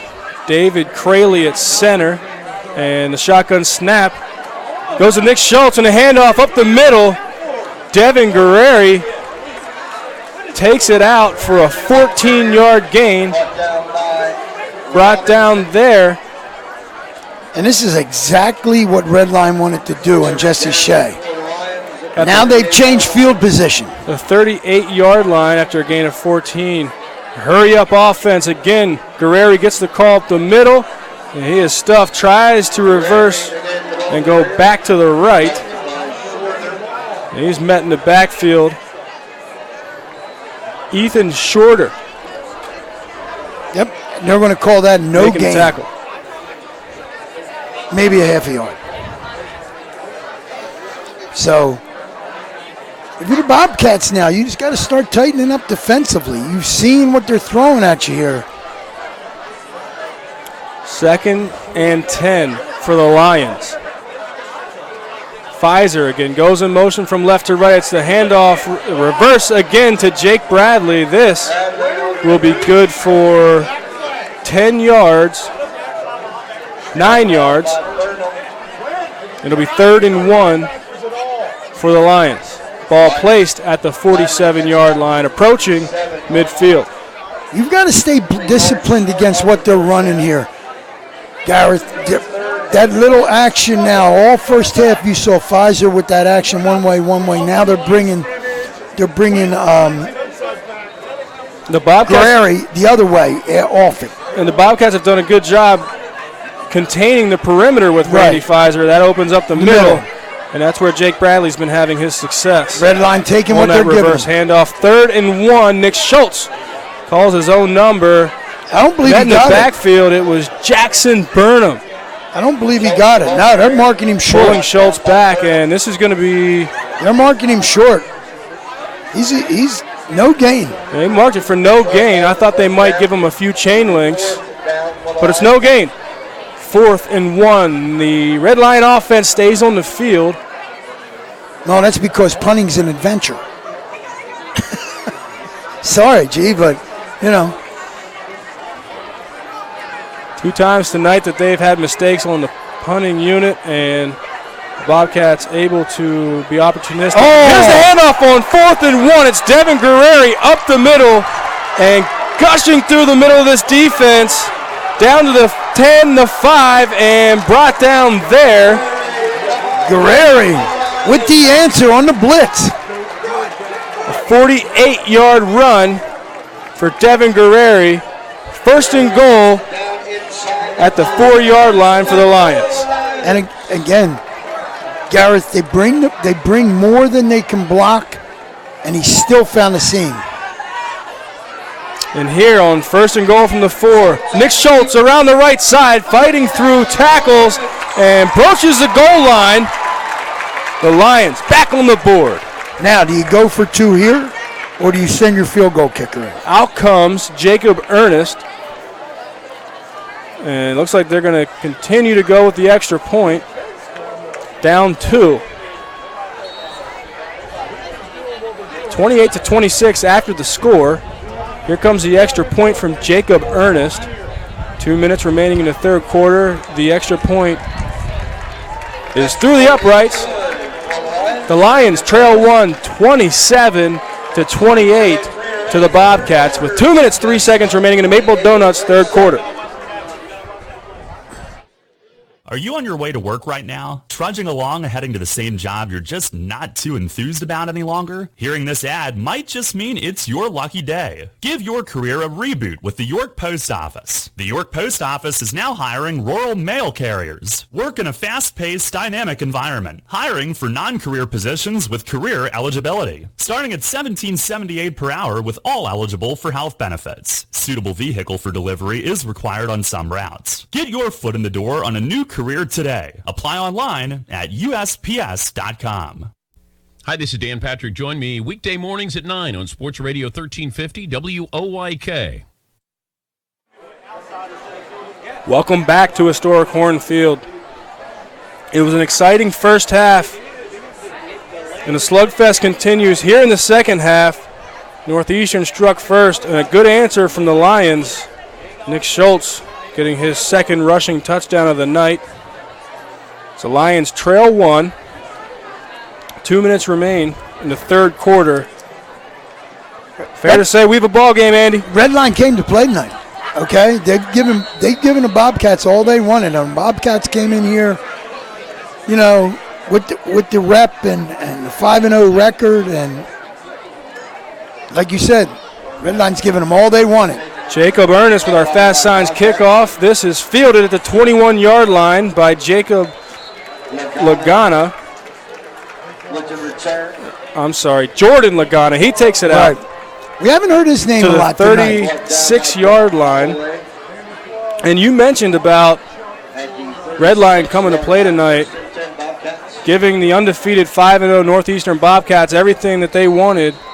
And really, it's just been their own errors, which is why the Bobcats are leading right now at this point in the game. Absolutely. You take away the 2 mistakes, and Redline's got a 14-point lead or 13, whatever. But and the same mistake. 1st and 10 from the 36-yard line, moving from our right to left. Ball on the right hash, and on 1st and 10, the handoff. I believe that goes to Manny Capo. Yep, and I'll tell you what, they have bottled him up tonight. They have done a nice job on the interior of Redline's line with Miller, Gordon Bay, Devontae Dennis have done a nice job on They stopping. have, and that's a 2-yard gain. Devontae Dennis in on the stop, as well as Bailey Royer. 2nd and 8. Sanders has not aired it out a lot tonight either, and he can throw the ball. Bobcats moving from our right to left. Ball is on the right hash, and Sanderson throws it deep for Jordan Lagana down the left sideline. Overshoots Lagana. And Randy Pfizer there on the defense. He was there. He just needed to hit him in the hands with it, and he didn't. A little too much arm. Now you got to throw, I think. Sanderson came into this game 52 for 109, 47 completion percentage, 941 yards through the air. Here he drops back, looking downfield, will tuck it, and runs. I believe they're going to give him the first down. They spot it right at the first down marker, and now the chain gang moves those chains. 1st and 10 for the Bobcats at the 46-yard line, approaching the mid-stripe. And again, if Zach Sanderson falls forward, he's 6'4". You know what I mean? That's 1.5 yards just going down. 3 carries, 31 yards for Sanderson on the night, and this, a handoff to the right side, and he is bullied in the backfield, brought down. Trying to see that number. Loss of 1. And I think that was Jake Bradley. Number 40? That was Jake Bradley coming in to make the stop from his linebacker position. Okay. Number 36, only a sophomore. He's a physical football player. And that will be the final play of our Maple Donuts 3rd quarter. And as it is, the Bobcats still with the 1-point lead, 28-27 over the Lions. And we'll take a break as we flip fields.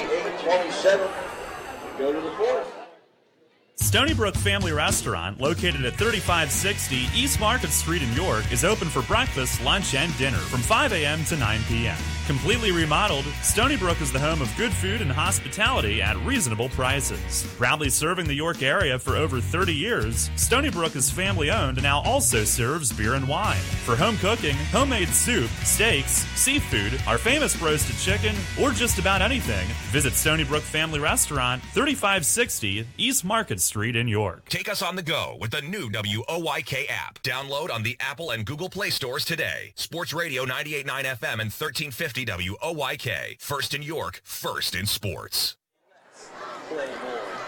Welcome back to Red Lion. And Andy, we kick off our York Mitsubishi 4th quarter with a 2nd and 12 from the 44-yard line. Northeastern has the ball, moving now from our left to right. Tonight they don the all-white uniforms, white pants, black helmets. And Sanderson drops back, setting up the screen to Manny Capo. He gets out for a 10-yard gain and is brought down by Devontae Dennis, defensive end. So a gain of 10 on that screen. It'll be 3rd and 3 for the Bobcats. Devontae Dennis doing a nice job there. I believe they're in 2-down territory right here. I believe they just got to keep scoring. Both teams. That last play got them across the midfield. And nice job in the backfield. Right there. Is Zach Sanderson, Kurt Keogh. No, carrying Gordon Bay, number 52. That's who I got. So Kyron Gordon Bay stood him up, and Kirk Keogh came in to clean him up. And Zach Sanderson tried to call his own number for the first down and was smacked in the backfield for a 1-yard loss. And out comes Alex Afada to punt. Back to return for the Lions, Randy Pfizer.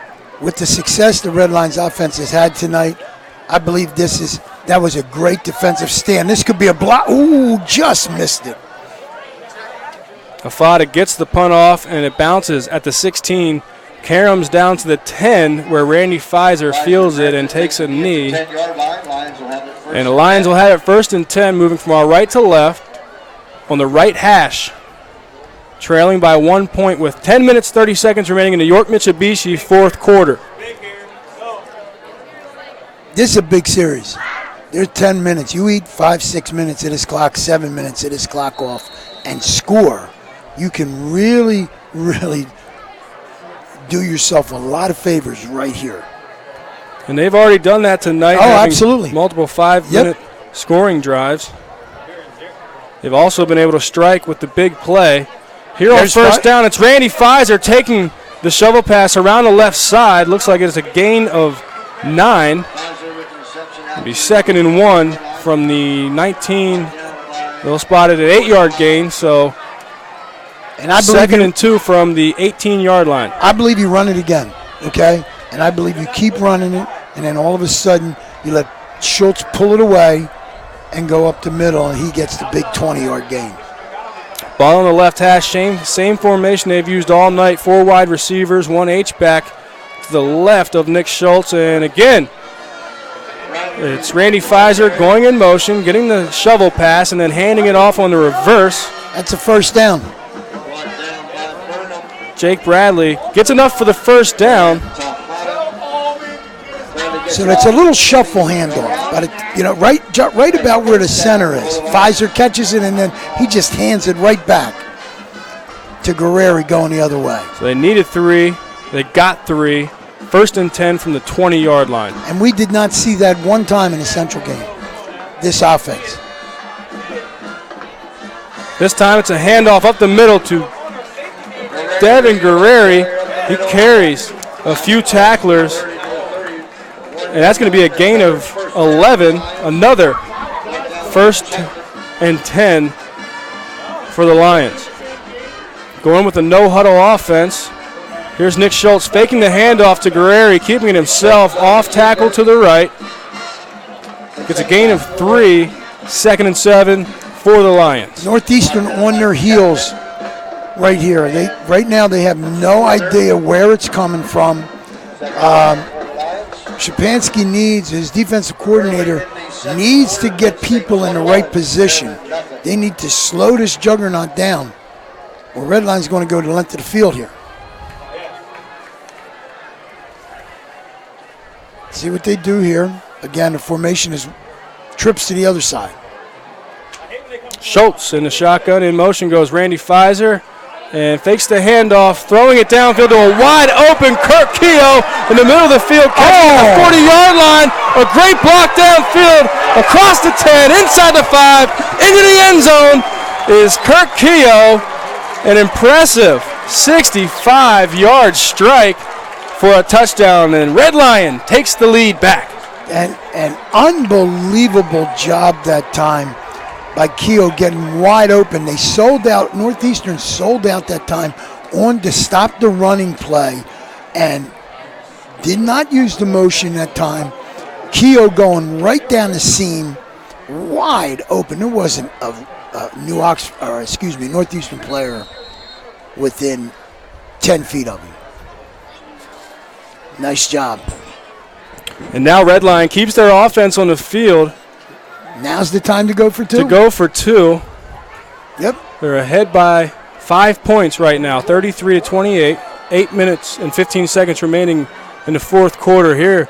In the shotgun is Nick Schultz, and he hands it off to Devin Guerreri, who pulls through the tackle and again into the end zone for the conversion. Tyshawn Bushrod had him wrapped up, and Guerreri penalty just flag. bowled through, but there is a penalty on the play.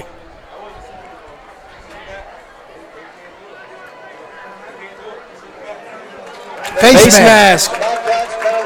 That goes against Northeastern. Penalty is declined. And the two-point conversion is good. The Lions lead by 7, 35-28. 8 minutes, 15 seconds remaining in the York Mitsubishi fourth quarter.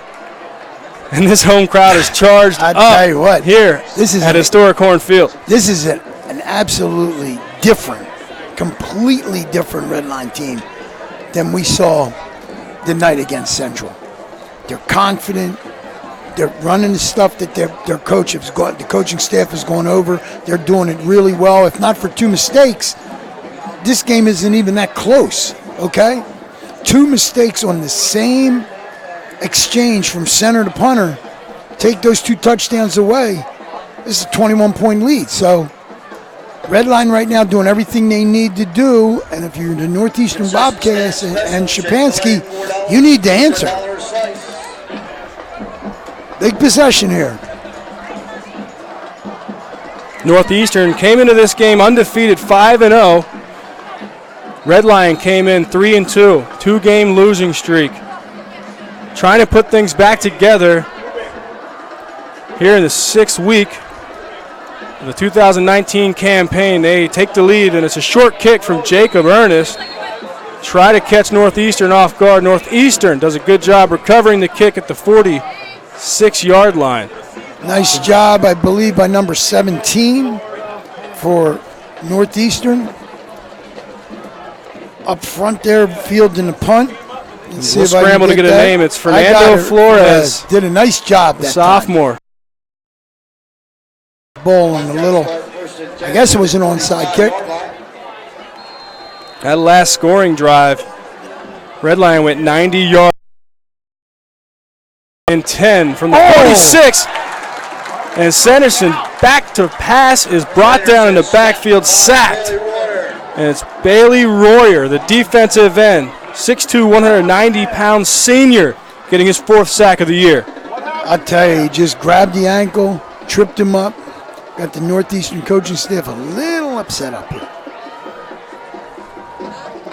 Clock ticks under 8 minutes here in the 4th quarter.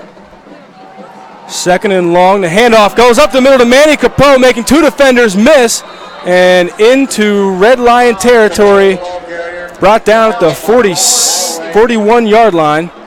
And that's the first time you have called Capo on more than a 1-yard gain since the first quarter, okay?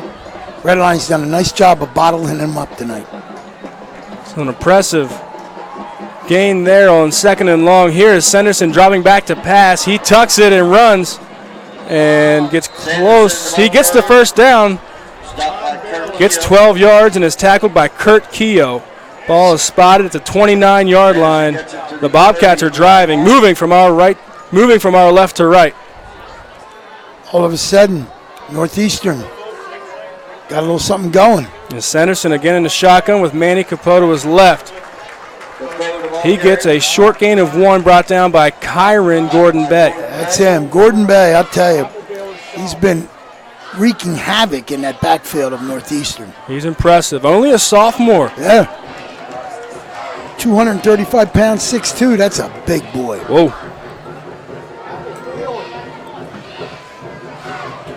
So again, the shotgun. Jordan Lagana goes in motion from left to right. Wide open. Passes to Jordan Lagana in the end zone. And nice job. Just a little bit short. Randy Pfizer on the coverage. Incomplete. It'll be 3rd and 9 from the 29-yard line for the Northeastern Bobcats. And it's crunch time here with 6 minutes, 31 seconds remaining in the 4th quarter. I believe you're in 2-down territory right now. You went for it all there. He threw in a double coverage. Tried to squeeze that one in. Red Line right now just got to do their job. Zach Sanderson in the shotgun, hands the ball to Manny Capo, and making a defender miss in the backfield, and then is smacked down for a 1-yard loss. Coming in to make the play is Alex Cook. Nice job that time by Red Line's up front people. You got to go for it here. I believe you keep your. You can't punt. You can't, it's too far for a field goal. You keep your offense on the field. 4 down territory. It's 4th and 10. Ball sits at the 30-yard line on the right hash. And they do not look organized here. Sanderson in the shotgun has 3 wide receivers to his left and 1 to the right. Manny Capo is to the right, and Sanderson drops back, throwing across the middle, and incomplete. And that time the pass was intended for Dominic Guadita, and overshoots Guadita. Incomplete, turnover on downs. Red Lion has 6 minutes and 4 seconds to run off the clock to a victory. I tell you what, I don't know what Jesse Shea's been doing to these kids since last Friday night, but this is a different football team than we saw 2 weeks ago and that lost by 3 up at Southwestern the other night. This is a complete package right here.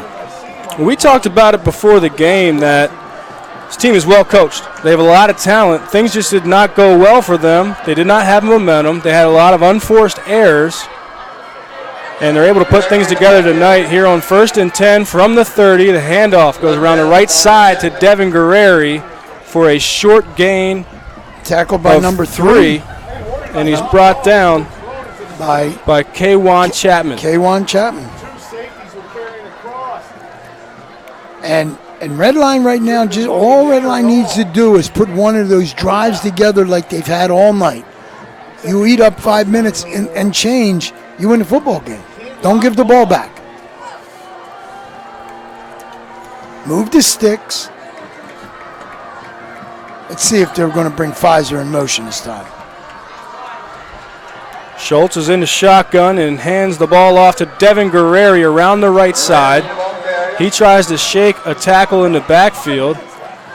Jackson Burnham, of course, wraps him up for a 2-yard loss. You got 3rd and 9, deep in your own territory, ball on the 31. Do you throw it here with this kind of game, or the way your defense has been playing, just punt the ball away and let your defense hold them if you don't get the first down? 3rd and 9, Red Lion leads by 7 over the Bobcats. 4 minutes, 30 seconds on a rolling clock in the 4th quarter. Nick Schultz fakes the handoff to Guerreri, throws out to the left to Randy Pfizer. He fights through the coverage, makes the catch. He's still on his feet, across the 50, across the 40, racing down the sideline. Will not be caught and goes into the end zone for a 69-yard score. Wow.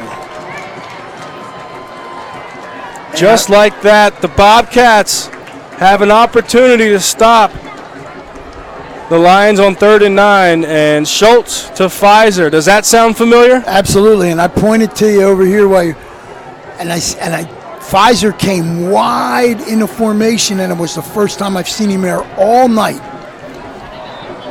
And of course, no good. That was one ugly attempt, but Ernest cannot complete the scoring drive with the extra point. Body language, you know how I talk about that all the time. You're not looking good if you're in the white uniforms right now. So 4 minutes, 20 seconds remain in the 4th quarter. The Lions lead 41 to the Bobcats 28. We'll take a break and come back to finish this 4th quarter action. Sports injury? Walk into WellSpan Urgent Orthopedics for immediate care. No appointment is ever needed. Our orthopedic and sports medicine specialists are here to treat you. Visit wellspan.org/urgent orthopedics today for hours at our York and Hanover locations. Listen live, on demand, and on the go. Download the new WOYK app on the Apple and Google Play stores today. Back here at Red Line, historic Horn Field, as Jacob Ernest gets ready for a Fast Signs kickoff. Back to return for Northeastern is Jordan Lagana and Kwan Chapman. It's a short kick fielded at the 41-yard line. there to make the catch. Bobcats will have it first and 10. Herschel Robinson. So again, good field position for the Bobcats. Let's see if they can capitalize and try to get back into this game. They're down 2 scores with 4 minutes, 17 seconds remaining in the fourth quarter. The score 41-28, the Lions lead. You got to do it quickly here if you're Northeastern, because this Red Line offense is hitting on all cylinders. Oh! A flag flies before we can get the play off. Wow. Things are getting chippy. Let's see. Well, I don't know about chippy, but they just hurt Sanderson. He got drilled after the whistle blew on the dead ball. He got drilled. So these coaches are livid on the sideline for the Bobcats. And up in the booth. Rightfully so. I mean,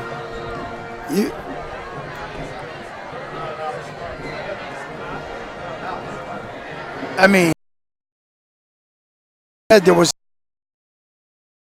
I'm not. False start against the Bobcats. Dead ball foul. Infraction against the Lions. So that should be a first down.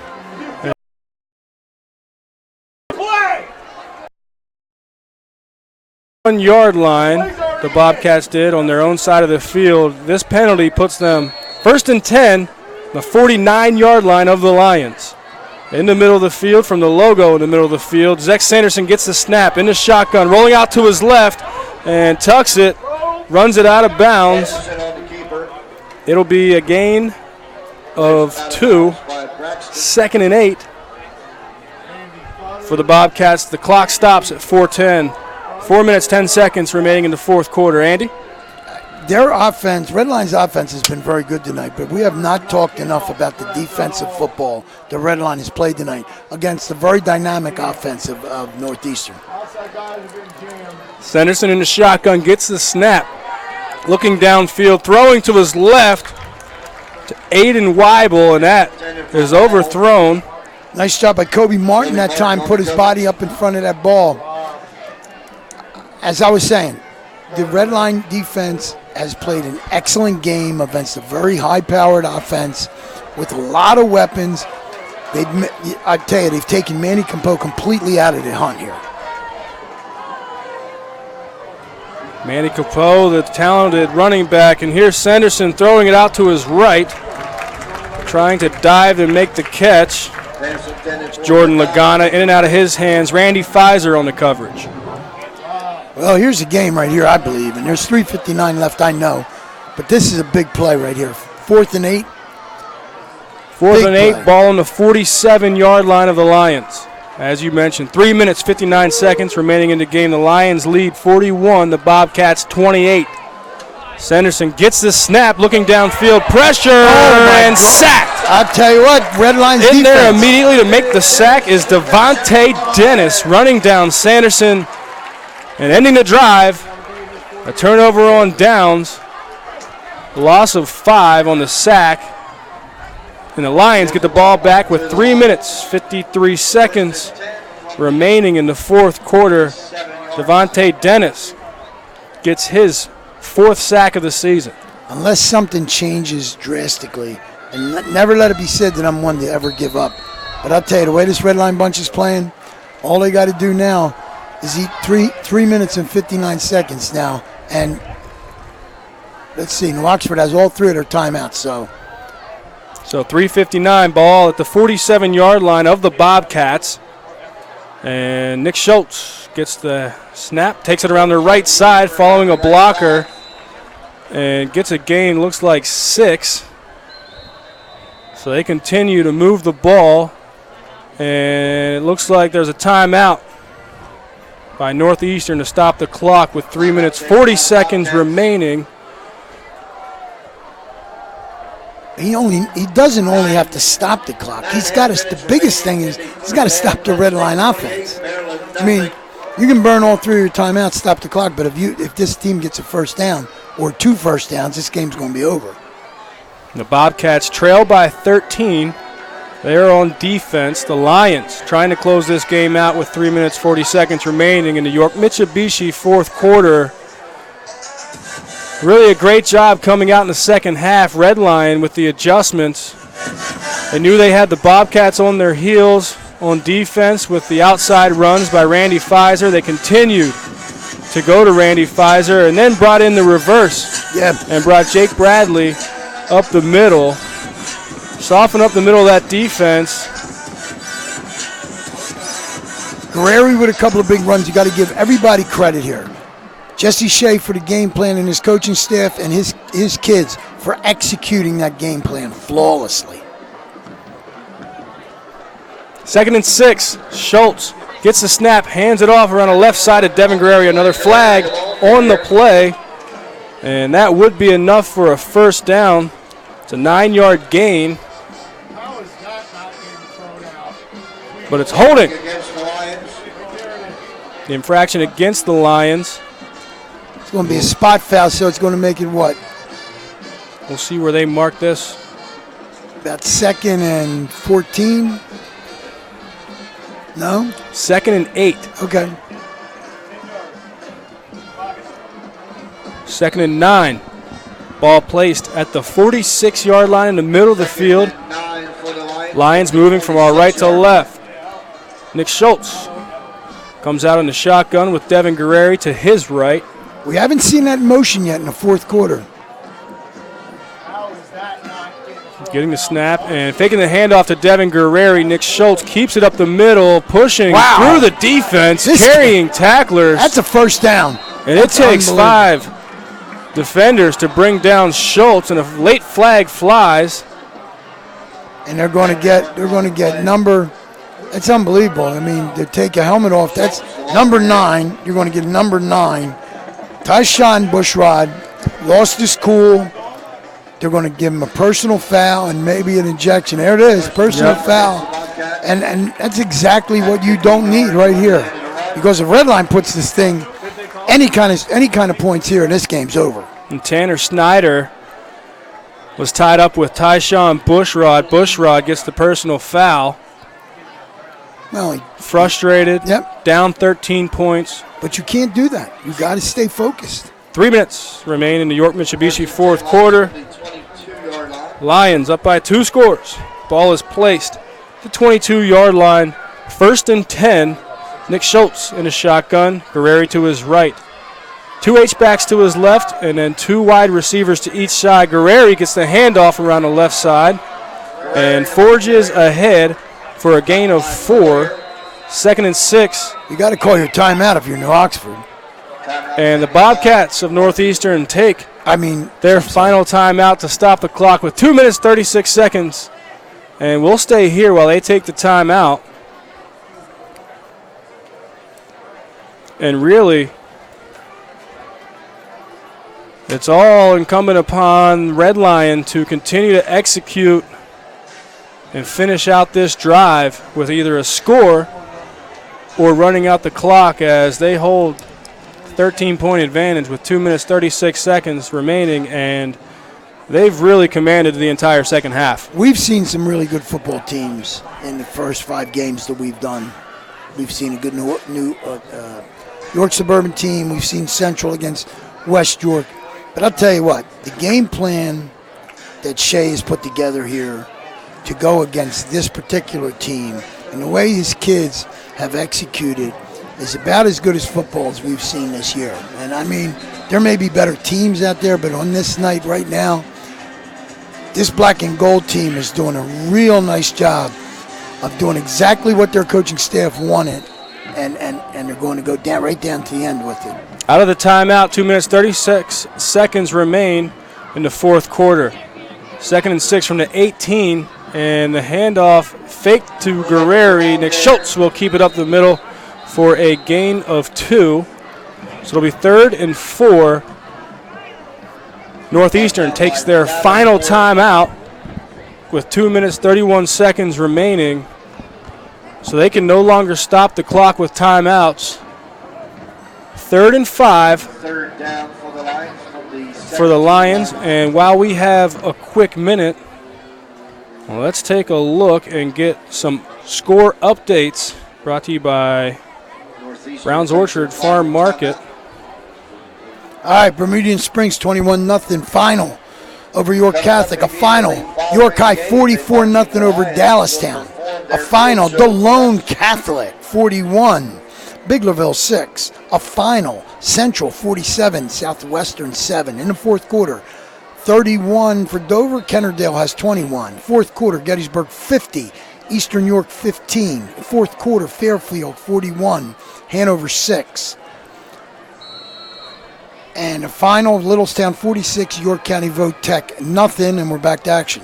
Back to live action here with 2 minutes 31 seconds remaining in the fourth quarter. 3rd and 5. The Bobcats need a stop here. Nick Schultz keeps it himself and is brought down in the backfield for a loss of 3.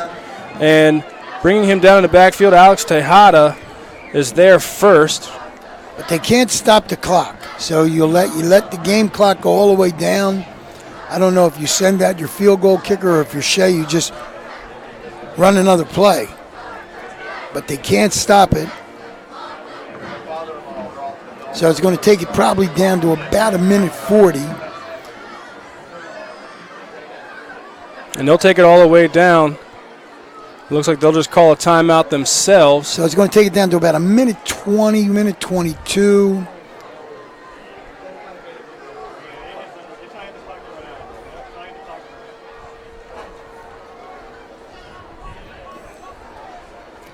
And give Jesse Shea and his guys a lot of credit. They played a great football game tonight.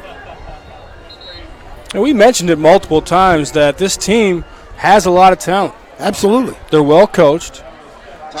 They had a promising start, going 3-0, going a 2-week snide. I mean, in the game that they lost by 51 to Central York, they came out firing all cylinders in the first drive and a half. Right. And then it was all an avalanche downhill of penalties and miscues from there, really self-inflicted.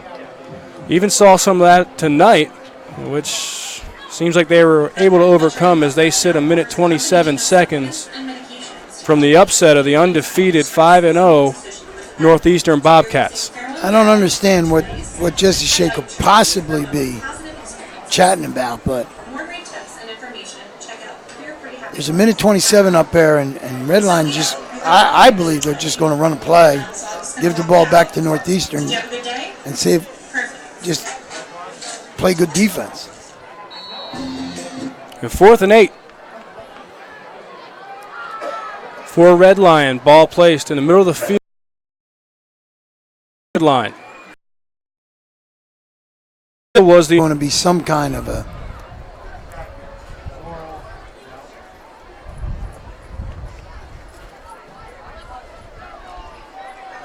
personal foul against the Lions. Personal foul against the Lions and turnover on downs. The Bobcats will get the ball back with 1:21 seconds remaining. And you got to score 13 points. You got to score a touchdown. You don't necessarily have to get the extra point, but then you got to recover the onside kick and score another one. And they will attempt this starting at their own 35-yard line. Zach Sanderson in the shotgun gets the snap, looks left, throws left, and brought down immediately is Aiden Weibel. There to make the stop, Devin Guerreri. Complete to Weibel, stopped by Keogh. 2nd and 3.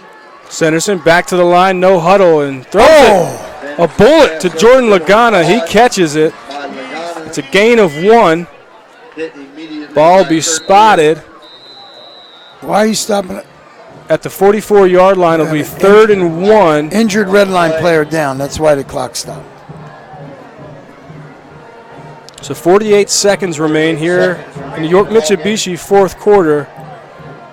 And we'll take a timeout as they tend to the injured player.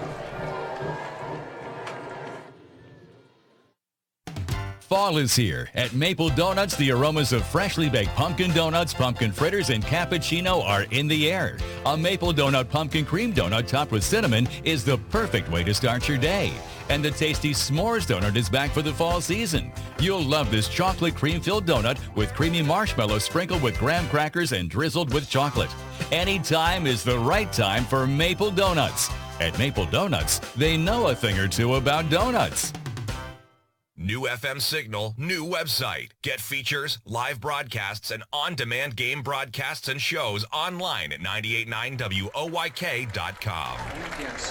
Back here at Red Lion as the injured player for the Lion defense, Jared Miller, captain, 6'1", 255-pound senior defensive tackle, makes it off the field on his own accord, yet gingerly. And the situation, Bobcats trail by 13 with 47 seconds left. 3rd and 1 from the 44. 3 wide receivers to the left, throwing it to the into Lion territory, brought down to 35. So the Bobcats continue to move as the clock, they cannot stop. But you got to be ready to go. As they are out of timeouts, Zach Sanderson, no huddle, gets back to the line. 3 receivers to his left, throws it to the right to single receiver, looking for Aiden Weibel, and that is incomplete, broken up by Alex Cook. Throwing it to the end zone. It was about 40 yards, 45 yards in the air.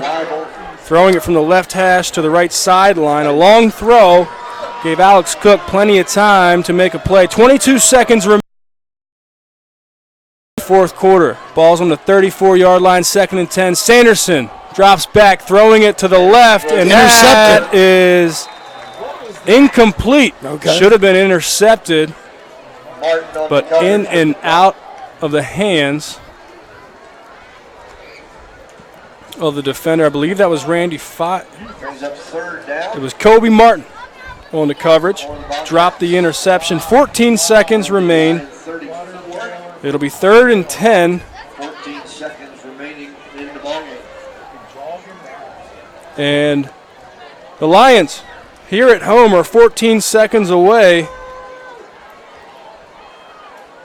from turning around that 2-week losing streak. Sanderson throwing it out to the right to Jordan Lagana. The pass is knocked down by Jake Bradley, the sophomore linebacker.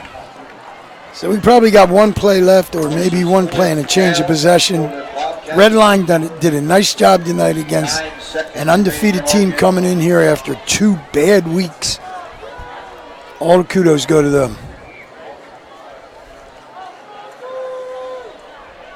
Lions facing a lot of adversity after a big loss to Central York and then to Southwestern. Here on 4th and 10, Sanderson's pass is incomplete down the middle of the field. Pass is intended for K-Juan Chapman. So turnover on downs. The Lions will come out in the victory formation to finish out the 3.4 seconds that remain on the clock. They hold the 13-point advantage over the undefeated 5-0, which will be 5-1, 2-1 in the division. Northeastern Bobcats. Red Line will go to 4-2, 1-2 in the division. But not out of it. This keeps them in the hunt. Okay, all they got to do is continue to play like this against a couple of more big teams. Northeastern with a real gauntlet they got to run. And that'll do it. That's it. Nick Schultz will take the knee. And our final here at Red Lion, the Week 6 feature of the high school football game of the week is the Lions walking away with the victory with a final score 41, the Bobcats 28. And stay tuned. That's in 2 weeks. As Andy Bria and I wrap up the broadcast and finish with our Penn State York post-game show. Get your football party started with great Best Yet products from your neighborhood Sure Save markets. Pick up party platters with 1893 deli items. Team up Best Yet hot dogs and hamburgers with Best Yet rolls. Get Best Yet 12 packs of soda and Best Yet Rising Crust pizzas at Sobel's Markets in Shrewsbury, Stewartstown, Whiteford, and East York, and Nell's Market Fresh Foods in Spry. If you build it, he will come. So the famous line goes in the classic baseball movie Field of Dreams. Well, at Brooks Huff Tire and Auto Center, we did just that. We built a family-owned, friendly, clean, state-of-the-art, multi-location tire and auto repair business that covers all 4 corners of York County. Go the distance. For over 75 years, Brooks Huff has been serving its customers and stands behind its work nationwide for 24 months through the Goodyear Tire Service Network and the Napa Auto Care Program. Unexpected vehicle repairs can hurt the family budget, but our preferred customer card offers special deals, rebates, and up to 6 months no-interest payments on many services. And now, till the end of September, get up to $225 back on a set of 4 select Goodyear tires. People will come, Ray. Come visit Brooks Huff at our Shrewsbury, Leader Heights, Hanover, and Manchester, Pennsylvania stores before the offer disappears into the cornfield. Or visit us on the web at www.brookshuff.com. There's only one place for local high school sports. Sports Radio 1350. Back here at Redline to wrap up our broadcast here, the Penn State York postgame show. And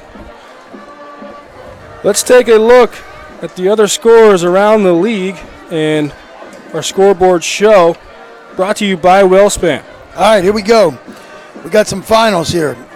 A final, Bermudian Springs 21, York Catholic nothing. Another final, York High 44, Dallastown nothing. A final, DeLone Catholic 41, Biglerville 6.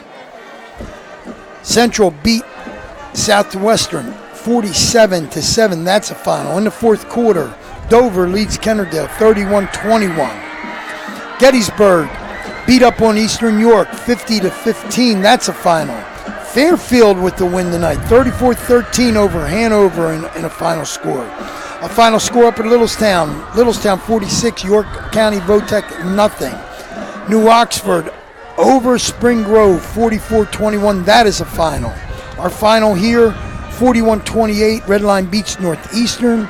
Third quarter score, we have a 7-7 tie with West York and Susquehannock, and a final, York Suburban whoops Muhlenberg 48-14. And that is our Friday night scoreboard. Brought to you by WellSpan Sports Medicine, an important and impressive bounce back by this Red Lion team here at home at Horn Field as they defended their turf against an undefeated 5-0 Northeastern Bobcat team. Came in here with a lot of promise, a lot of talented players, especially on the perimeter, putting up big points, a lot of yards coming into this game. And the Lions come away with the victory, 41-28. Bobcats of Northeastern, they go to 5-1, 2-1 in the division, where 4-2, 1-2 in the division. Still a lot of ball left to be played in this season.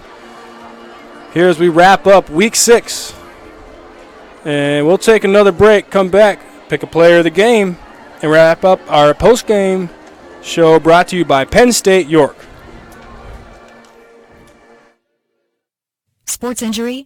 Walk into WellSpan Urgent Orthopedics for immediate care. No appointment is ever needed.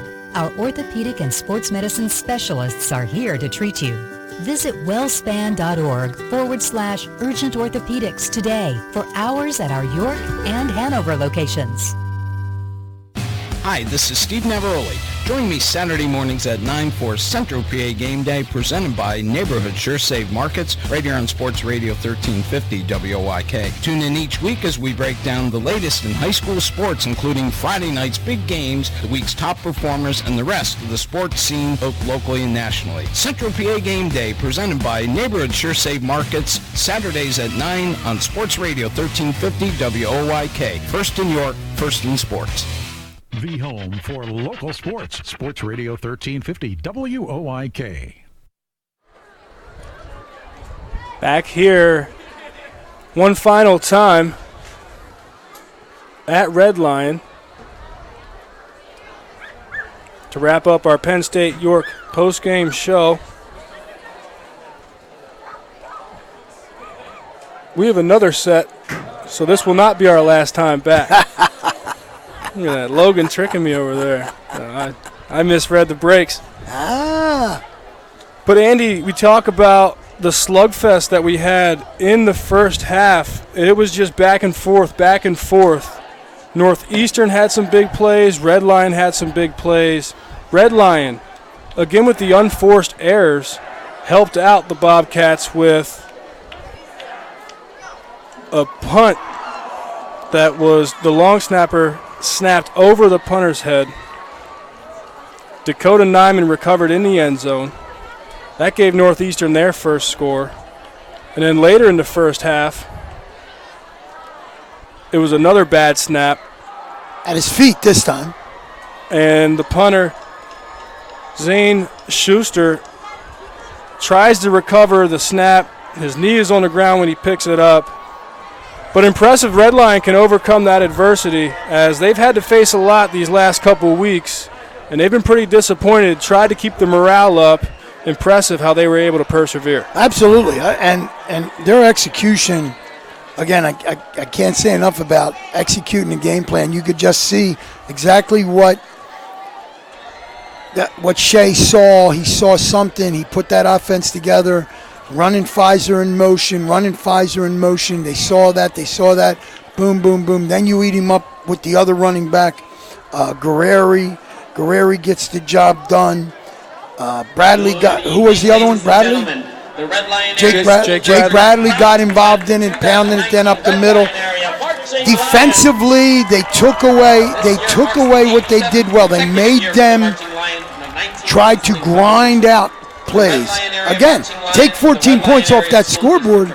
It's not a game in the first half. So, kudos to Red Lion. They did an excellent job tonight. Excellent job. Absolutely. So we will take one more break, and this time I mean one more break, and then we will come back, choose our player of the game, and wrap up our Penn State York post-game show as we are here at Red Lion, where Red Lion knocked off the undefeated Northeastern Bobcats. An impressive game. And they come out with the win, 48-28. Get your football party started with great Best Jet products from your neighborhood Sure Save markets. Pick up party platters with $18.93 deli items. Team up Best Jet hot dogs and hamburgers with Best Jet rolls. Get Best Jet 12 packs of soda and Best Jet Rising Crust pizzas at Sobel's Markets in Shrewsbury, Stewartstown, Whiteford, and East York, and Nell's Market Fresh Foods in Spry. Remember when an app was listen only? Oh yeah, that was kind of us, wasn't it? Well, we have a new app. Download the new WOYK app on the Apple and Google Play stores and take Sports Radio 1350 on the go like never before. Listen on the go like always, and now get easier access to archived games and programs on demand. Watch WOYK game broadcasts on YouTube and so much more. Search the new WOYK on the Apple and Google Play stores and download today. First in York. First in sports. Are you on your way to work right now? Trudging along and heading to the same job you're just not too enthused about any longer? Hearing this ad might just mean it's your lucky day. Give your career a reboot with the York Post Office. The York Post Office is now hiring rural mail carriers. Work in a fast-paced, dynamic environment. Hiring for non-career positions with career eligibility. Starting at $17.78 per hour with all eligible for health benefits. Suitable vehicle for delivery is required on some routes. Get your foot in the door on a new career today. Apply online at USPS.com. New FM signal, new website. Visit us online at 989WOYK.com and take us on the go. Download the new WOYK app today. Back here one last time at historic Horn Field at Red Lion as you hear Red Lion Marching Band strike up the beat for their post-game show. And we wrap up our beat here for our Penn State York post-game show. And Andy, let's go over to you and get our Sure Save Neighborhood Markets player of the game. Who you got? All right, we're going to give it to the man that was in charge of the offense for Redline. That's Nick Schultz. He's the quarterback, 6 foot, senior, 180 pounds, 224 yards passing with 3 TDs and 121 yards rushing and 2 rushing TDs. That's 345 yards of offense coming from Nick. That's a year for a couple of people. All right? Last year he did. He only had 312 rushing yards on the year and 5 touchdowns. So, well, I'll tell you what, he played a great game tonight, and again, flawless execution of his coach's game plan. And this is a player, Nick Schultz, that here's a senior, first year starting at quarterback, coming off of a 2-week slide where they faced a lot of adversity. He showed a lot of poise, a lot of composure, and continued to persevere. And they did good things on offense. Special teams made some mistakes. Continued to stay in the game. I know, earned himself player of the game. But it's that history thing I talk about. Forget about it. Whatever happened last week, it don't matter. It only matters what happens right now. So the senior quarterback, the captain, Nick Schultz, is our Sure Save Neighborhood Markets player of the game. And that does it for us here in our Week 6 feature of High School Football Game of the Week, brought to you by WellSpan Sports Medicine, 98.9 Sports Radio, and WOYK 1350, also found on WOYK Prep's YouTube channel. And tonight's feature, Northeastern Bobcats coming in undefeated, 5-0. They go to 5-1, and they are bested by Red Lion, who came into this game 3-2, 0-2 in the division. They go to 4-2, 1-2 in the division. Final score, Red Lion 41 and the Bobcats 28. That does it for me. I'm Gareth Hissong, my partner, Andy Bria. We thank you, Logan Walsh, for your help on the boards. Everyone out there, have a good night.